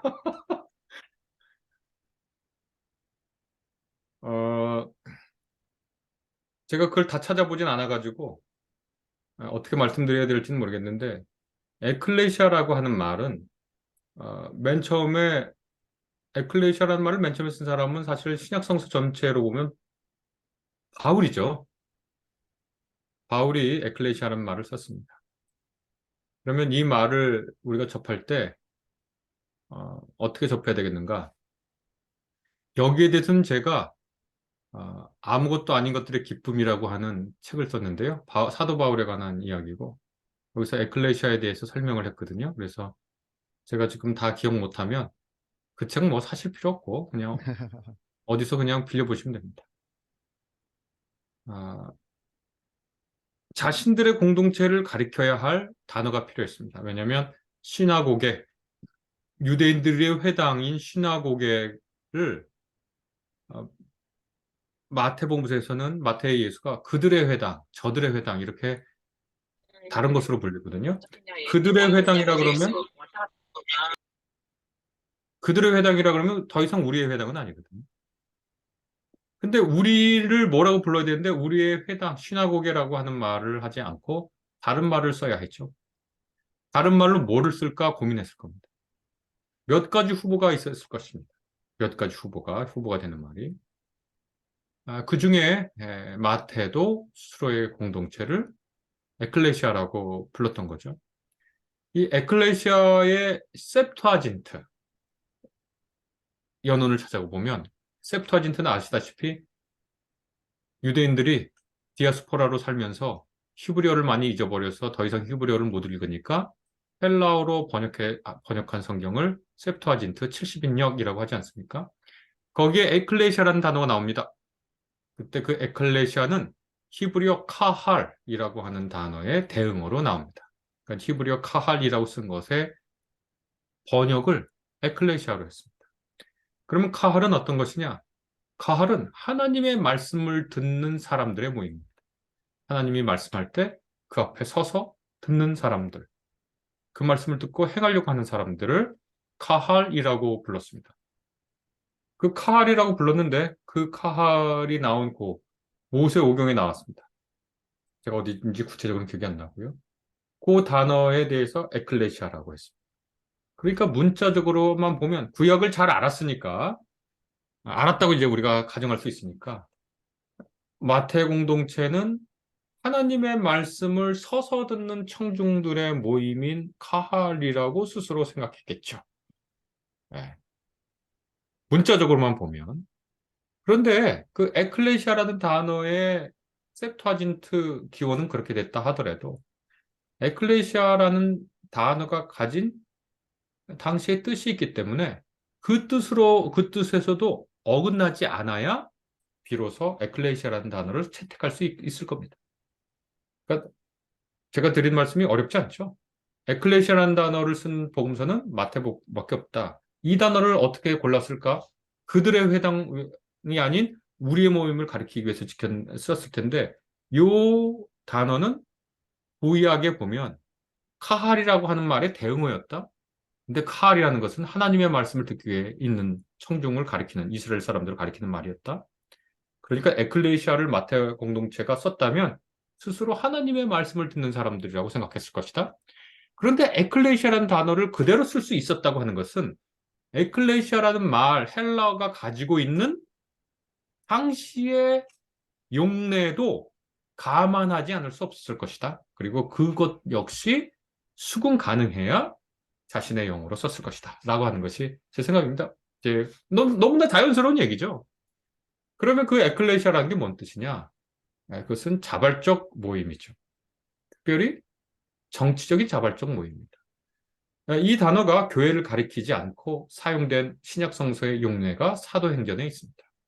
사도행전에 보면 바울이 어떤 도시에 가서 기억하면 좋겠지만 기억이 안 납니다. 사도행전 어떤 도시에 가서 선교를 하다가 논란이 일어나니까 거기에 에클레시아가 모입니다. 에클레시아가 헬라 도시니까요. 에클레시아가 모여서 논의를 해서 이 사람들을 벌 주고 추방하기로 합니다. 에클레시아가 뭐냐? 시민들의 자발적 모임인데 무슨 자발적 모임이냐? 아테네 경우를 들어서 설명하겠습니다. 아테네에 가보면 푸닉스 언덕이라고 하는 곳이 있습니다. 푸닉스 언덕. 푸닉스란 뜻은 김포 골드라인입니다. 숨을 못 쉴 정도로 꽉꽉 막히는 곳입니다. 김포 골드라인 9호선이 그렇다면서요. 9호선이 아니라 김포 골드라인이 아주 꽉 막힌다면서요. 아테네의 중요한 일을 예를 들어 어떤 나라와 어떤 도시국가와 전쟁을 벌인다. 아니면 대규모 사회 간접 자본 투자한다. 그러면 푸닉스 언덕으로 쫙 모이는데 숨이 싹 이렇게 몸이 미착될 정도로 모여서 이쪽 편 갈라져서 의제를 던지고 논쟁을 하기 시작하죠. 논쟁을 합니다. 논의를 하고. 그 모임을 에클레시라고 합니다. 한 도시의 그 도시의 운명을 결정할 중요한 일을 논의하고 결정해서 실행하는 사람들, 이것이 에클레시아입니다. 그러면 말을 다시 가져오겠습니다. 마태 공동체는 스스로를 에클레시아라고 불렀습니다. 이 사람들은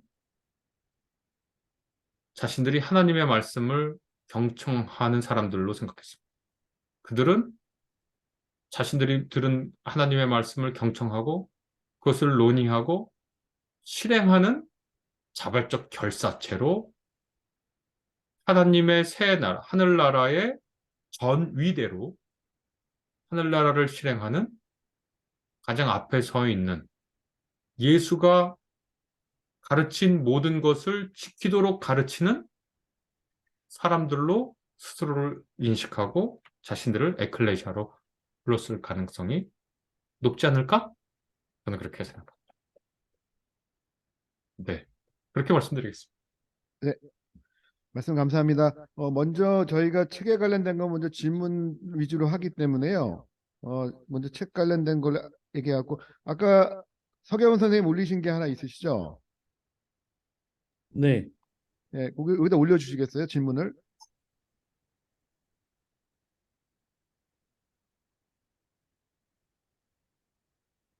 경배에 대한 얘기셨는데 책에서 말씀하셨던 거. 예. 네, 본의 아니게 제가 발표를 해가지고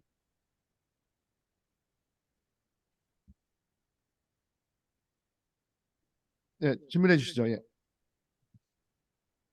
제가 담당했던 부분인데 질문이 너무 없어서 그래도 하나 정도는 다들 궁금해하실 것 같아가지고요. 예수 경배 제의가 일정한 요소를 갖추고 종교적 상징 체계나 세계를 형성하는 데 영향을 주었다라고 이제 책에 나왔는데 궁금증이라고 하면 다른 누가복음이나 요한복음과 달리 이 마태복음에서는 정치적인 반대 의식이나 어떤 정치적인 반감이나 정치적인 모임으로 인해서 예수를 경배하는 하나님을 경배하는 게 아니라 예수를 경배하는 것이 거기서 또 출발했다고 생각하시는 것인지 아니면 마태 공동체만이 특별하게 인식하거나 공유하고 있는 하나님을 경배하는 게 아니라 예수를 경배한다라고 하는 어떤 특별한 계기가 있었다고 생각하는 건지 그게 참 궁금했었습니다. 처음에 읽을 때. 그 코린토스에 가보면 아고라가 있잖아요. 아고라에 딱 들어가서 딱 이렇게 쳐다보면 율리아의 신전이 있습니다. 율리우스 가문을 기리는 신전이죠. 정치하고 종교는 분리되어 있지 않습니다. 우리가 잘한다고 착각하는 율리우스 카이자르가 로마의 직책에 오를 때 그가 제일 먼저 탐내서 가졌던 직책이 뭐냐면 로마시의 대제사장입니다. 그 종신직입니다. 율리우스 카이자르는 로마시의 대제사장이었어요. 유대교 성전에서 로마 황제를 위한 제의를 매일 드립니다. 당시 제의는 정치적인 것, 종교적인 걸 구분할 수가 없습니다.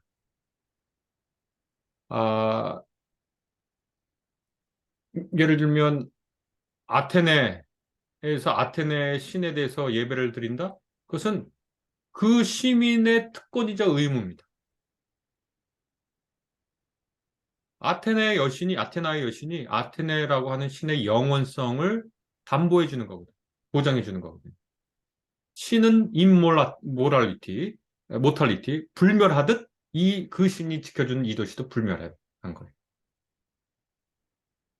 그래서 말씀을 이제 정리해서 드리자면 예수 경배의 정치적 요소를 제가 강조한 것이 아니라 당시 1세기 경배에는 정치적이라는 것이 없을 수가 없다. 그건 너무나 당연하게 들어갑니다. 통치자 숭배라고 하는데요, 특별히. 알렉산드리아라고 하는 도시가 한두 군데 있는 게 아닙니다. 제일 유명한 데는 이집트의 알렉산드리아지만, 거기서 뭐 했겠어요? 알렉산더 대왕에 대한 숭배를 했습니다. 그것이 로마시에서는 안 했지만, 황제 숭배를, 임페리얼 컬트라고 하죠, 황제 숭배를. 시중의 세계 곳곳에서 했습니다. 그러니까 제가 예수 경배에 정치적 요소가 있다고 얘기한 것은 특이한 주장이 아니라 그 얘기를 안 하면 오히려 제 주장이 이상한 주장이 됩니다. 특이한 주장이 돼요. 한 도시에 어떤 신을 경배하는 것은 그 도시 수호신을 경배하는 것은 시민이 하는 거예요. 그 정치랑 어떻게 떨어져 있을 수 있습니까? 예, 그래서 예수 숭배는 예수께서 모든 곳의 왕이고 주님이십니다 라고 하는 고백인데 그것은 곧바로 로마 제국 당국자들에게 위험한 함의를 가질 수 있습니다. 그게 이제 첫 번째 드리는 말씀이고, 두 번째 요한복음과 마태복음에서 예수 경배의 차이가 정치적 배경 때문에 출발한 것인가? 제가 아까 말씀드린 것처럼 요한복음에는 예수 경배의 흔적을 어떻게 찾아볼 수 있는가? 요한복음서에 나타난 예수 경배에 대해서 연구해 본 일이 없기 때문에 뭐라고 말씀드릴 수는 없지만 몇몇 가지 예수 경배가 있었다고 하는 흔적은 찾아볼 수 있습니다. 예를 들면 로고스 창가 1장에 있는 그 노래를 불렀겠죠.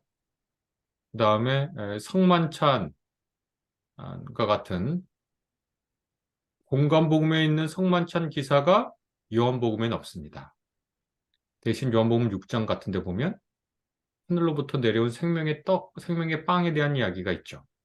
그것이 요한복음서 나름의 성만찬 예식 어구였을 겁니다. 그래서 요한복음에도 예수 경배의 흔적을 찾아볼 수가 있다. 레리 허타도라고 하는 사람이나 보콤도 그랬는지 이런 분들이 1세기의 예수 경배, 예수 숭배가 어떻게 탄생했는지에 대한 연구들을 많이 하시는데 공부 많이 하시고 이런저런 말씀하셔서 아마 도움이 되실 수 있을까 생각합니다. 저는 사실 그 논문 쓰는데 하나도 도움을 받지 못했습니다.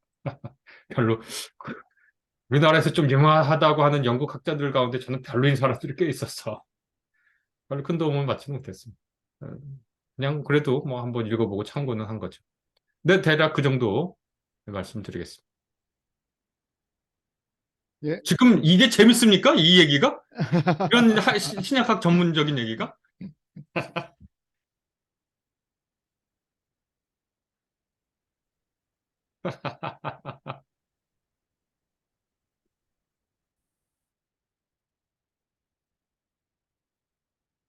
예, 다음 질문은 저기 김기남 선교사님이 하신 건데요. 지금 일본에 계셔서 운전 중이긴 하신데 질문하신다고 해서 제가 여기다 올려놓겠습니다.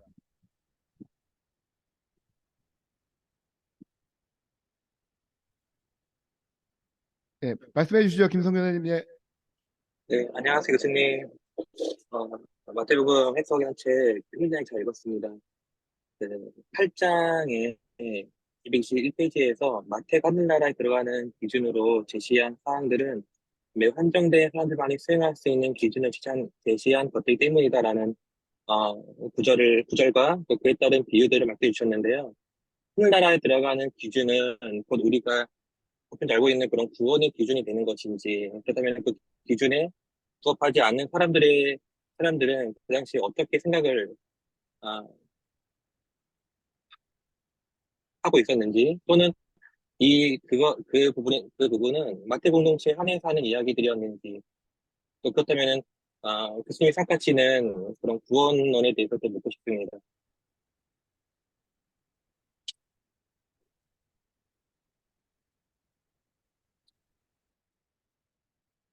교수님 마이크가 안 교수님 들려요. 마이크가 안 들립니다. 예, 예.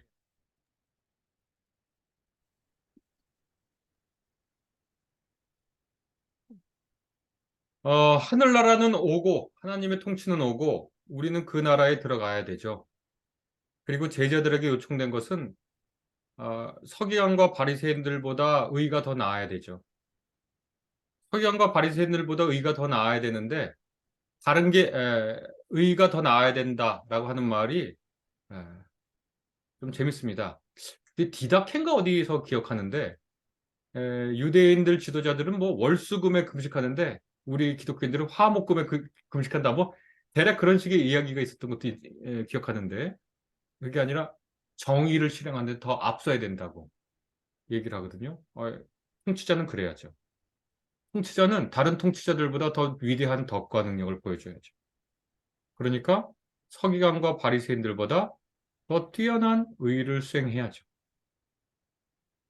네. 그러니까 이게 구원의 기준이냐, 구원이 무슨 뜻인지 정의하고 시작해야 되겠지만 마태 예수는 분명히 얘기한 것은 하늘나라가 이 땅에 임하고 이 많은 하늘나라에 들어가는 사람들은 하나님의 뜻에 하늘나라 가까이 왔으니까 그 하나님의 뜻에 순종하는 사람들입니다. 그것을 실행하는 사람들이고 주여 주여 외치는 사람들이 아니라 실행하는 사람들입니다. 기적을 행하는 사람들이 아니라 하늘에 계신 내 아버지의 뜻대로 행하는 사람들입니다. 그런 차원에서 그렇게 하나님 나라에 들어가서 하늘나라에 들어가서 하나님과 더불어 사귀면서 그분 나라의 권능을 얻고 그분 나라의 백성으로 덕을 갖춘 후에 땅끝까지 이르러 내 제자가 되는, 그러니까 모든 민족을 향해서 제자로 삼는 그런 아주 그 엘리트적인 기준을 제시합니다. 제자의 기준을. 그러니까 제가 지금 드린 말씀은 구원의 기준이라기보다는 제자도의 기준이라고 말씀드릴 수가 있겠습니다. 제자도의 기준이다. 지금 마태가 쭉 이렇게 얘기한 건. 그래서 다시 이제 말을 바꾸면 구원의 기준이라고 하는 게 무엇인지 모호하기 때문에 제가 답을 드리기가 좀 어려운데 마태가 말하는 제자도의 기준은 그러한 것이다. 그럼 그것을 구원의 기준이라고 말씀한다면 구원이 뭔가? 죽어서 천당 가는 거 그거는 나와 있지 않습니다. 별로 이렇게 마태 관심사도 아니고 마태에 나와 있지 않습니다. 그래서 구원의 기준이라 할 때 그 구원이 뭔지 좀 더 설명해 주시면 제가 어떻게 대답할 수 있을지 모르겠는데 제가 지금 방금 드린 말씀은 제자의 기준입니다. 제자가 된다고 하는 것, 그것은 하늘나라에 들어가서 하늘나라의 능력과 하늘나라의 복과 하늘나라에 속한 그 신분을 하늘나라의 자녀라는 신분을 얻는 것인데 그것은 제자도라고 우리가 흔히 말할 수 있고 그 제자도의 기준은 굉장히 정말 낮지 않죠. 허들이 높습니다. 제자에게 요청하는 상황이 상당합니다. 그렇게 말씀드리겠습니다. 구원의 기준이라고 그러면 구원이라는 개념이 너무 광범위하기 때문에 말씀 못 드리겠고 이렇게 범위를 좁히면 하늘나라에 들어가서 하늘나라의 복을 누리고 하늘나라의 권능을 실행하면서 하늘나라의 아들, 딸 되는 신분을 획득하는 그 영예를 누리는 기준은 서기관과 바리새인들의 정의 실행보다 우위에 있어야 된다. 예수께서 하신 말씀입니다. 그래야 통치자죠. 네. 그래야 훌륭한 사람이죠. 예, 말씀 감사합니다. 조금 지금까지는 책에 대한 얘기를 좀 했는데요. 조금 좀 쉬어가기도 하고 선생님 책에 이런 말이 있더라고요. 영혼에 관해 묻고 서로의 지식과 경험을 겸손하게 나눌 때 우리는 더욱 인간다워지고 그래서 하나님에게 더 다가갈 수 있습니다. 많은 정답을 가지고 있는 사람보다 많은 질문, 그것도 영혼과 진리와 아름다움을 향한 물음을 가진 사람이 하나님께 더 가까이 갈 수 있습니다. 저희가 이제 이런 모임을 하는 이유가 추구하는 것이 아닌가 그런 생각이 좀 들어서 성스럽고 아름다움에 입맞출 때 여는 말에 있는 말을 제가 한번 말씀드렸는데요. 이제 좀 김학철 교수님의 개인적인 얘기를 좀 듣고 싶은데요. 사실은 어떻게 김학철 교수님이 보시기에는 마태복음은 이거다라고 하는 어떤 개인적인 어떤 그런 거 있지 않습니까? 마태복음은 따댕이다 이렇게 얘기하시는 것들 그런 것들도 해주시면서 예전에 어디 렘브란트 얘기하러 갔더니 어떤 한 화가가 예. 렘브란트는 한마디라면 뭡니까? 이렇게 물어봐서 대답을 하긴 했는데 예. 그 되게 좀 어려운 질문이라기보다는 예. 웃자고 얘기하면 대답할 수 있겠지만 진지한 질문이라면 그것은 좋은 질문은 아닌 것 같습니다. 그러니까 예. 어떻게 마태를 한마디로 얘기를 할 수 있겠는가? 이게 만약 웃자고 하는 얘기면 즐길 수 있죠. 근데 마태복음 뭐라고 하는 것을 정색하고 대답하라 한 문장, 두 문장으로 그러면 좀 어렵죠. 그렇게 하면 대답을 하는 게 아무 의미가 없는 생이 되겠죠. 웃자고 얘기하는 거라면 제가 하겠습니다. 약간 좀 웃자고 하는 것도 있고요. 사실은 예, 편하게 지금 EBS 강의도 저희가 다 잘 들었거든요. 사실요. 그래서 예. 거기서 말씀하고자 하시는 것들도 많이 통치자에 대한 개념들이 많이 있는데 그래도 김학철 교수님께서 계속 마태복음 연구자로서 보시면서 또 생각이 또 바뀌지 않습니까? 그래서 교수님께서 그런 부분에 대해서 또 좀 이렇게 연구하시면서 또 바뀌었던 것들 생각이 나고 얘기 좀 감사하겠습니다. 어,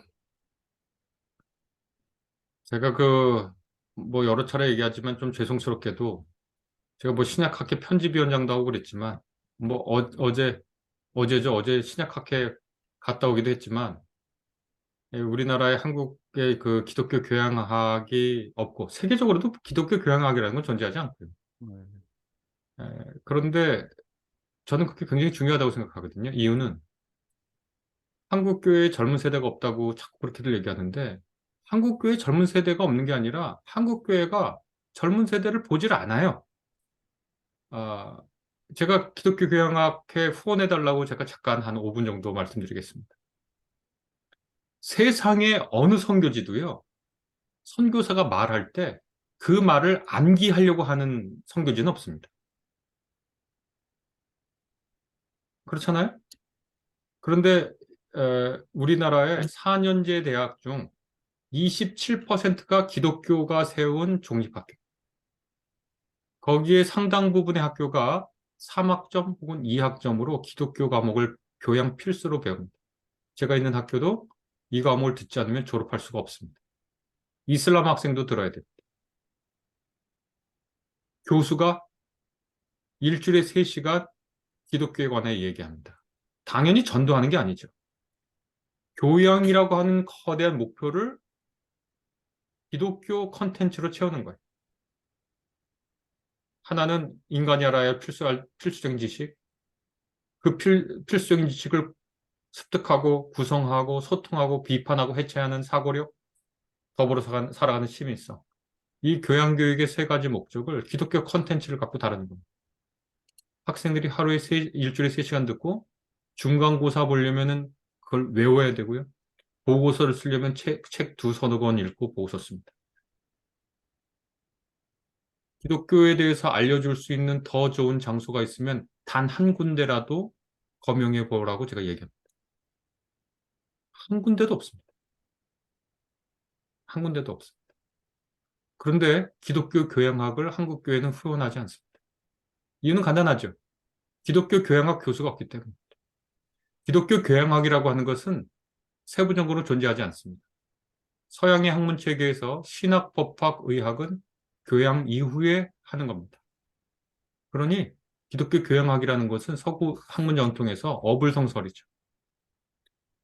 1915년에 언더우드가 연희 전문 학교 세우면서 모든 학생들에게 기독교를 교양으로 가르치고 싶었는데 일제총독부가 허락을 안 해줘서 신학과를 세우고 거기서 성경 과목을 연 후에 모든 학생이 듣도록 했습니다.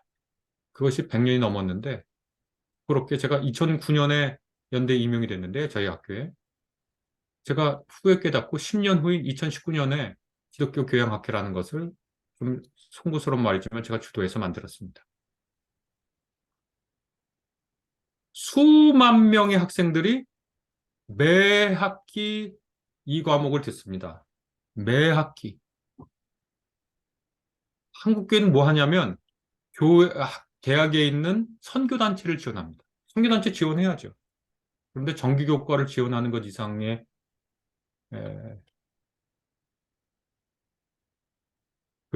뭐랄까요? 효과가 있을까요?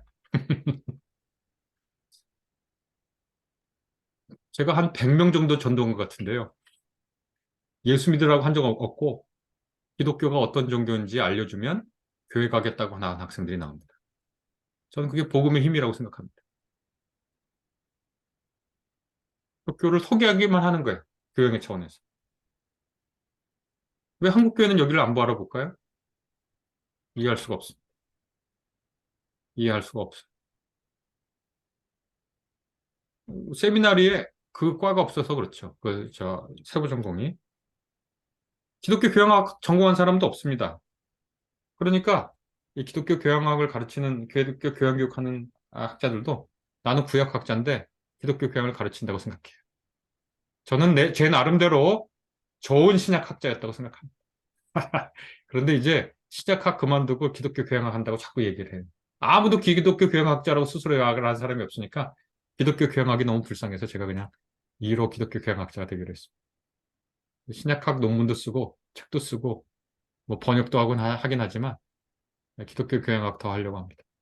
혹시 여기 목사님들도 계시고 여러 다른 분야에서 일하는 분들도 있는데 제가 지금 뭐 기독교 교양학 제가 주도해서 만들었지만 저는 회장을 하지 않습니다. 다른 분들 하시고 저는 뒤에서 후원하려고 노력하는데 여기에 좀 관심을 기울이시라. 기독교 교양학, 기독교 교양학회, 기독교 교양이 하는 일들. 이 기독교인들도 기독교 교양을 몰라요. 그러니까 엉뚱한 소리들을 자꾸 하거든요. 자기네들이 뭘 믿는지를 몰라요. 그리고 다른 종교와 사이에서 자기들이 누구인지도 모르고. 그래서 기독교 교양학을 학문적으로 수립하려고 하는 게 제 남은 학자로서의 삶의 목표입니다. 그런데 건강이 안 좋아져서 어, 아무것도 못할 것 같은 생각이 좀 들기도 합니다. 여하튼 건강을 회복한다고 할 얘기 해야 될지 혹은 일단 운동하고 놀고 틈나면 앞으로 공부하는 걸로 하겠습니다. 제 삶의 뭐 프라이버시를 아주 개인적인 삶을 얘기해봐야 뭐 그거 재밌는 것도 아니고 제가 정말 중요하다고 생각하는 거 이렇게 하나 말씀드렸고 우리 교회 미래 세대가 없다는 거 눈이 안 뜨여서 그렇지 제 눈에는 미래 세대가 넘칩니다. 제가 3, 4년 전서부터 얘기하고 다녔는데 얼마 전에 법이 개정돼서 매우 다행스럽게 생각하지만 보호 종료 아동에 관한 겁니다. 만 19세에 500만 원, 700만 원, 1000만 원, 2000만 원 받고 보육원에서 나와서 보호 종료된 아동들은 자기 이름으로 휴대전 하나 개통하지 못하는 나이에 나와서 범죄로 연루될 확률이 거의 높습니다. 그런데 한국교회가 이 보호 종료 아동들을 돌보지도 않고 쳐다보지도 않으면서 청년들이 없다 그래요. 근데 제가 만나는 목사님들마다 붙잡고 얘기하거든요. 한국교회 다른 거 할 거 없고 교회 그 팻말 앞에 보호 종료 아동 돌봄 기관 이거 보건복지부하고 보건복지부라고 나 요즘도 그거 팻말 하나 붙이고 애플리케이션으로 걔네들한테 다 이 교회 가면 밥 줄 수 있는 교회 항목 여기는 재워주는 교회 항목 해가지고 애플리케이션 만들어가지고 보호 종료 아동들한테 주면 걔네들한테 전도할 필요도 없습니다. 그냥 밥 먹여주고 잘 데 없으면 잠 재워주고 우리 장로님 권사님들이 그냥 걔네들 그냥 보낼 사람들입니까? 갈 때 밥 먹으러 1, 2만 원이라도 줄 사람들이죠 다. 한국교회가 다른 거 할 거 없이 걔네들 전도 예수 믿으라는 말 절대 할 필요도 없어요. 밥 먹여주고 재워주고 너희들 어디 가서 나쁜 짓 하지 말고 밥 먹을 거 없으면은 밥 먹을 데 없으면 우리 교회 와서 애플리케이션 찾아가서 먹으면 되니까 우리 교회 와서 밥 먹어라. 입을 어디 없으면 어디 훔치지 말고 가서 우리 옷 주면은 입어라. 걔네들 범죄로 안 갑니다. 한국 교회가 그거 하면 사회로부터 욕 안 먹습니다. 쟤네들 이상한 짓 많이 해도 보호 종료 아동들은 한국 교회가 다 책임진다. 그러면 욕 안 먹습니다. 한국 교회. 제가 가는 곳마다 교회 목사님들한테 얘기해요. 무슨 교단 관계자들한테 다 얘기해요. 안 하죠? 개교회 차원에서는 할 수 없습니다. 개인정보 보호법 때문에. 그러니까 교단이 뭐 한교총 이런 데서 나서서 보건복지로방 연결해가지고 해야 됩니다. 한국의 보호 종료 아동들이 수만인데 매해 나오는 그 친구들만 한국교회가 책임져도 한국교회는 한국 사회에서 할 일 다 하는 겁니다. 우리가 무슨 우리 교회가 예전처럼 100년 전처럼 문화적으로 앞섰습니까? 지성적으로 앞섰습니까? 아니면 뭐 과학기술이 여기가 더 앞섰습니까? 우리가 가진 건 사랑의 마음밖에 없습니다. 그리고 전국적인 네트워킹. 교회만큼 전국적인 네트워킹이 없잖아요. 그러니까 보호 종료 아동이 어디를 가도 애플리케이션을 통해서 밥 먹을 때 있고 잠잘 곳 있으면 그럼 한국 교회가 우리나라를 위해서 하는 거 다 한 것이다. 그렇게 생각합니다. 젊은 세대가 왜 없습니까? 정말 사랑의 눈이 없으니까 못 보는 거지. 그러니까 한국 기독교 교양을 좀 지지해 주시고 응원해 주시고 계신 교회 혹은 다니시는 교회에 보호 종료 아동 우리 교단 차원에서 하자고 말씀하시면 한국교회 젊은 세대를 얼마든지 전도할 필요 없어도 제가 말씀드렸잖아요. 저는 강의 시간에 어떻게 대학 강의 시간에 예수 믿고 교회 나가라고 얘기합니까? 그런 얘기 절대 하지도 않아요. 근데 끝나고 나서 학생들이 찾아와서 또 교회 다니고 싶다고 그런 얘기하고 강의평 이런 거 남길 때 기독교가 이상한 종교가 아니라는 걸 알았어요. 그런 평 남깁니다. 그러니까 굉장한 선교의 장이라는 거. 물론 해외 선교도 해야 되고 도서 선교도 해야 되고 직장 선교도 해야 되고. 근데 여기도 굉장히 큰 선교의 필요하던 거. 굉장히 좋은 선교의 여건입니다. 아직. 그거를 한번 꼭 기억해 주시라. 그다음에 간절하게 얘기하는 보호종류 아동들을 좀 생각하라. 이것만 해도 된다니까요, 한국교회가. 얼마든지 할 수 있어요. 네트워킹이 다 돼 있기 때문에. 또 다 사랑의 마음이 있기 때문에. 큰 교회는요, 빌라 몇 개 사면 돼요. 거기서 전도사님, 목사님들이 거주하면서 걔네들 돌보면 돼요. 범죄로 안 빠져요. 안 빠질 수 있어요. 제가 드리고 싶은 말씀입니다. 한국교회 늘 어디 가나 호소합니다. 저 어디 가서 교회에서 설교해달라 그러면 이 얘기 꼭 합니다. 네. 이렇게 말씀드립니다. 예, 말씀 감사합니다. 또 책에 대해서 질문 안 하신 분들, 저희 대부분 다 같이 참여하기 때문에 말씀 안 하신 분들 위주로 우리 임석영 선생님이나 김성 선생님이나 뭐 하시고 싶은 말씀 편하게 하시면 좋겠어요. 이신영 선생님도 그렇고요. 예, 저는 질문했지만 한 예, 가지만 예, 예. 더, 네, 네, 그 이제 해석에 관한 이제 부분인데요. 이제 교수님 그 정의롭고 선한 포도원 주인 그 논문을 읽었거든요. 읽어서 그 예수님이 말하는 공정에 대한 것들도 이제 그런 시각으로 보는 게 되게 참 좋았는데, 그런데 그럼에도 불구하고 이 비유 앞뒤로 먼저 된 자로서 나중되고 나중되어서 먼저 된 자가 있다라는 그 말이 앞뒤로 들어가잖아요. 그러면 그 예수님의 공정에 대한 부분으로도 우리가 이 비유를 볼 수도 있지만, 그냥 전통적으로 얘기하는 그런 그 이방인들의 그 구원 공동체로, 교회 공동체로 들어오는 이런 것으로도 볼 수 있지 않을까요? 그게 이디엄입니다. 이디엄. 그게 무슨 뜻이냐면 먼저 된 자가 나중되고 나중된 자가 먼저 된다 그러면 앞뒤 전후명망에서 누가 먼저 된 사람이고 누가 나중된 사람이고 찾거든요. 근데 이디엄은 뭐냐면 그 찾을 필요가 없다는 거예요. 뭐냐면 역전된다는 거예요, 질서가. 이 질서가 아니라 다른 질서라는 거예요. 그래서 그거는 제가 그 말을 길게 그 말을 누가 바이블 프로젝트라고 하는 미국의 그 성경에 관련된 동영상 만드는 분들이 있거든요. 그 사이트에 들어가면 The last shall be the first 뭐 이렇게 돼 있는 영상이 있는데 우리말로 이렇게 치면 잘 번역돼 나옵니다. 거기 보면 그게 이디엄입니다. 지금 있는 이 질서 있지? 그거 아무것도 아니야.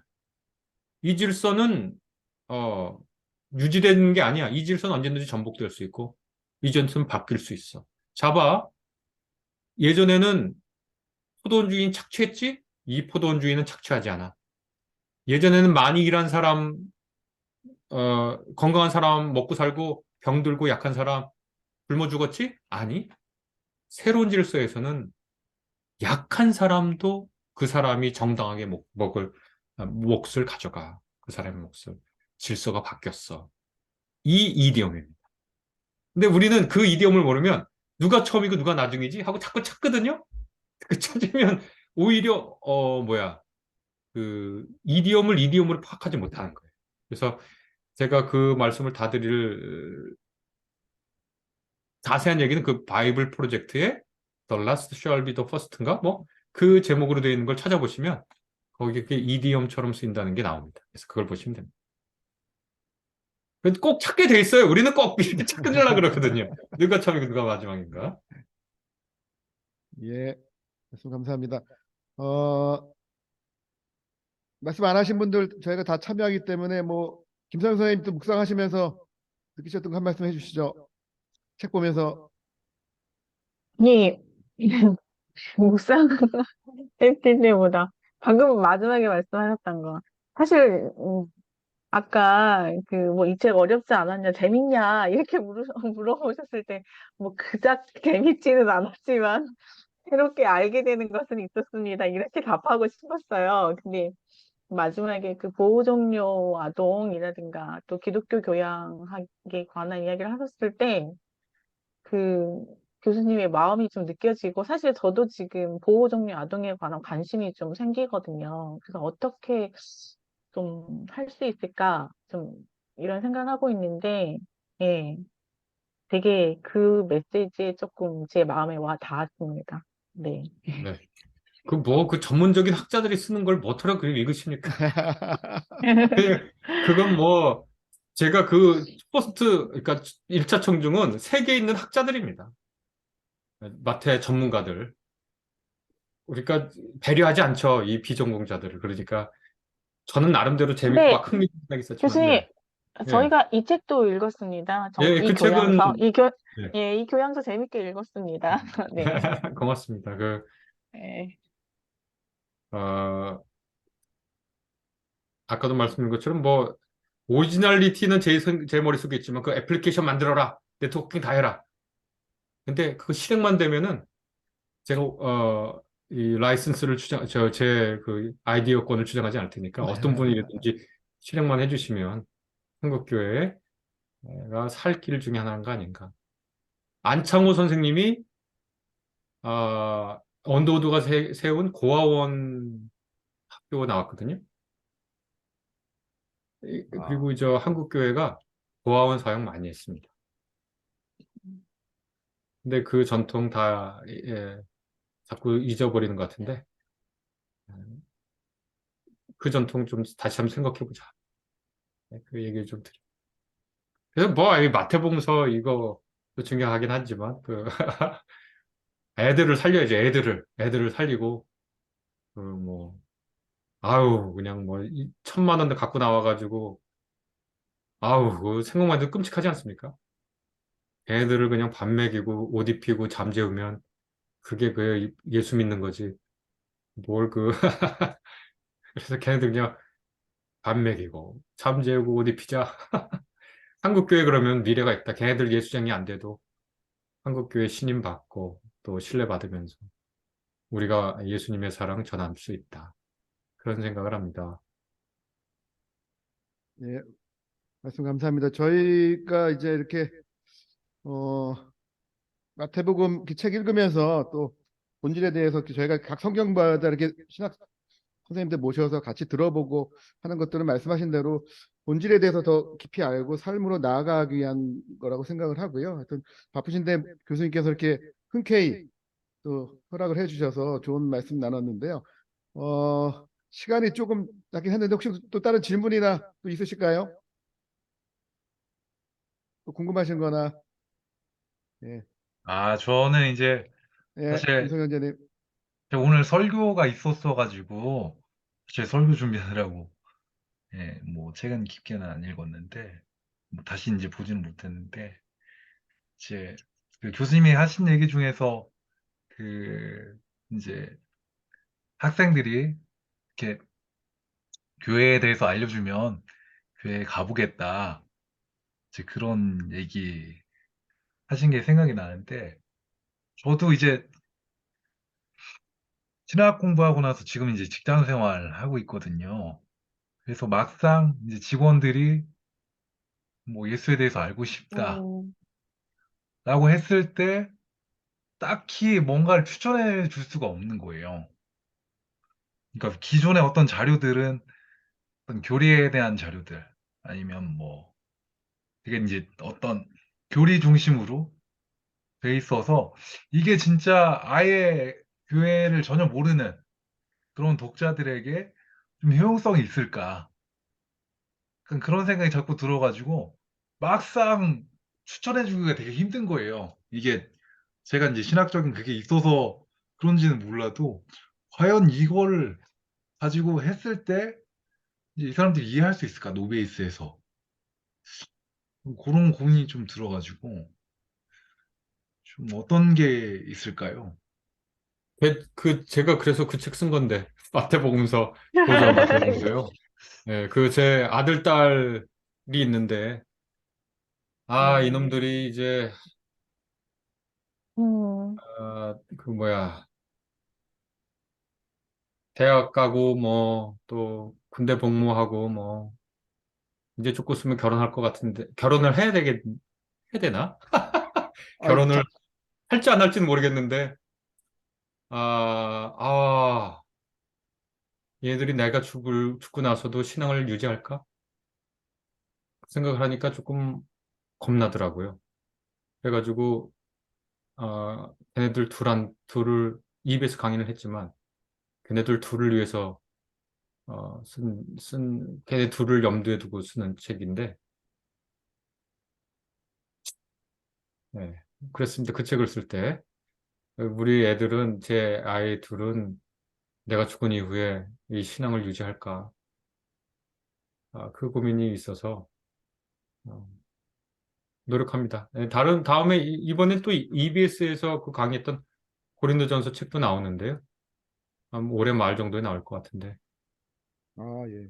그것도 이제 그 차원에서 쓰려고 합니다. 근데 이제 제가 막상 이제 교수님 거를 추천했는데 이제 그 직원은 아예 노베이스다 보니까 그거조차도 어렵다. 그런 얘기를 하셔가지고 어떻게 해야 되나. 예. 뭐 제가 예, 더 공부를 그래요. 해야 되는 문제인지. 예, 예, 예. 그래요. 예. 같이 고민해 보시죠.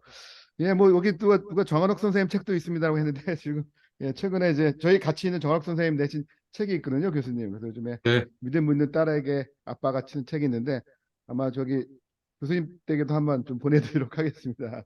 예, 한번 보시고 한번 추천해 주면 감사드리겠습니다.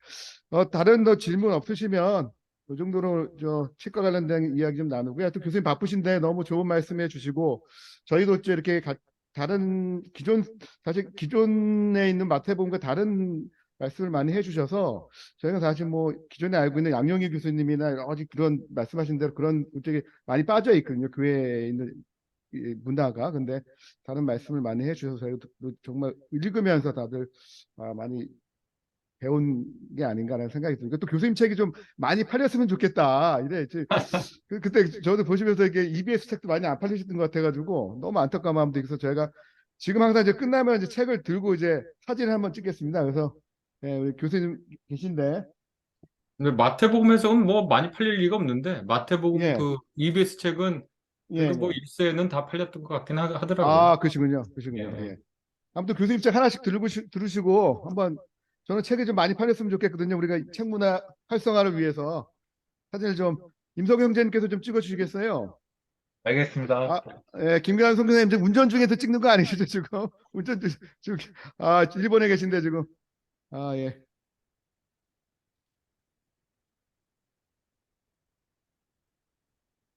하나 둘 해주시죠. 책이 없으신 분은 하트를 해주시면 김준태 선생님 하트를 하시면 지금 하트로 예예. 전원철 목사님 어디 책을 좀 찾으러 가시려군요 지금 안 계시네요 지금. 네, 지금 안 예, 계세요.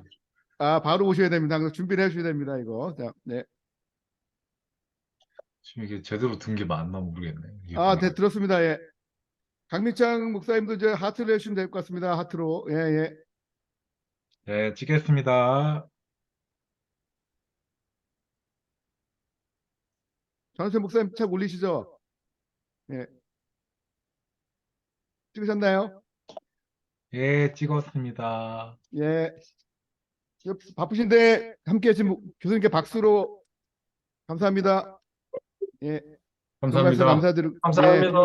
예. 감사합니다. 좋은 말씀 감사하고요. 수고하셨습니다. 예. 저희가 이제 잠시만요. 다음 모임은 이제 말씀하신 대로 믿을 묻는 딸에게 쓴 그 책에 대해서 같이 북토크하고, 토론하고, 그 다음에 저자와 만나도록 하겠습니다.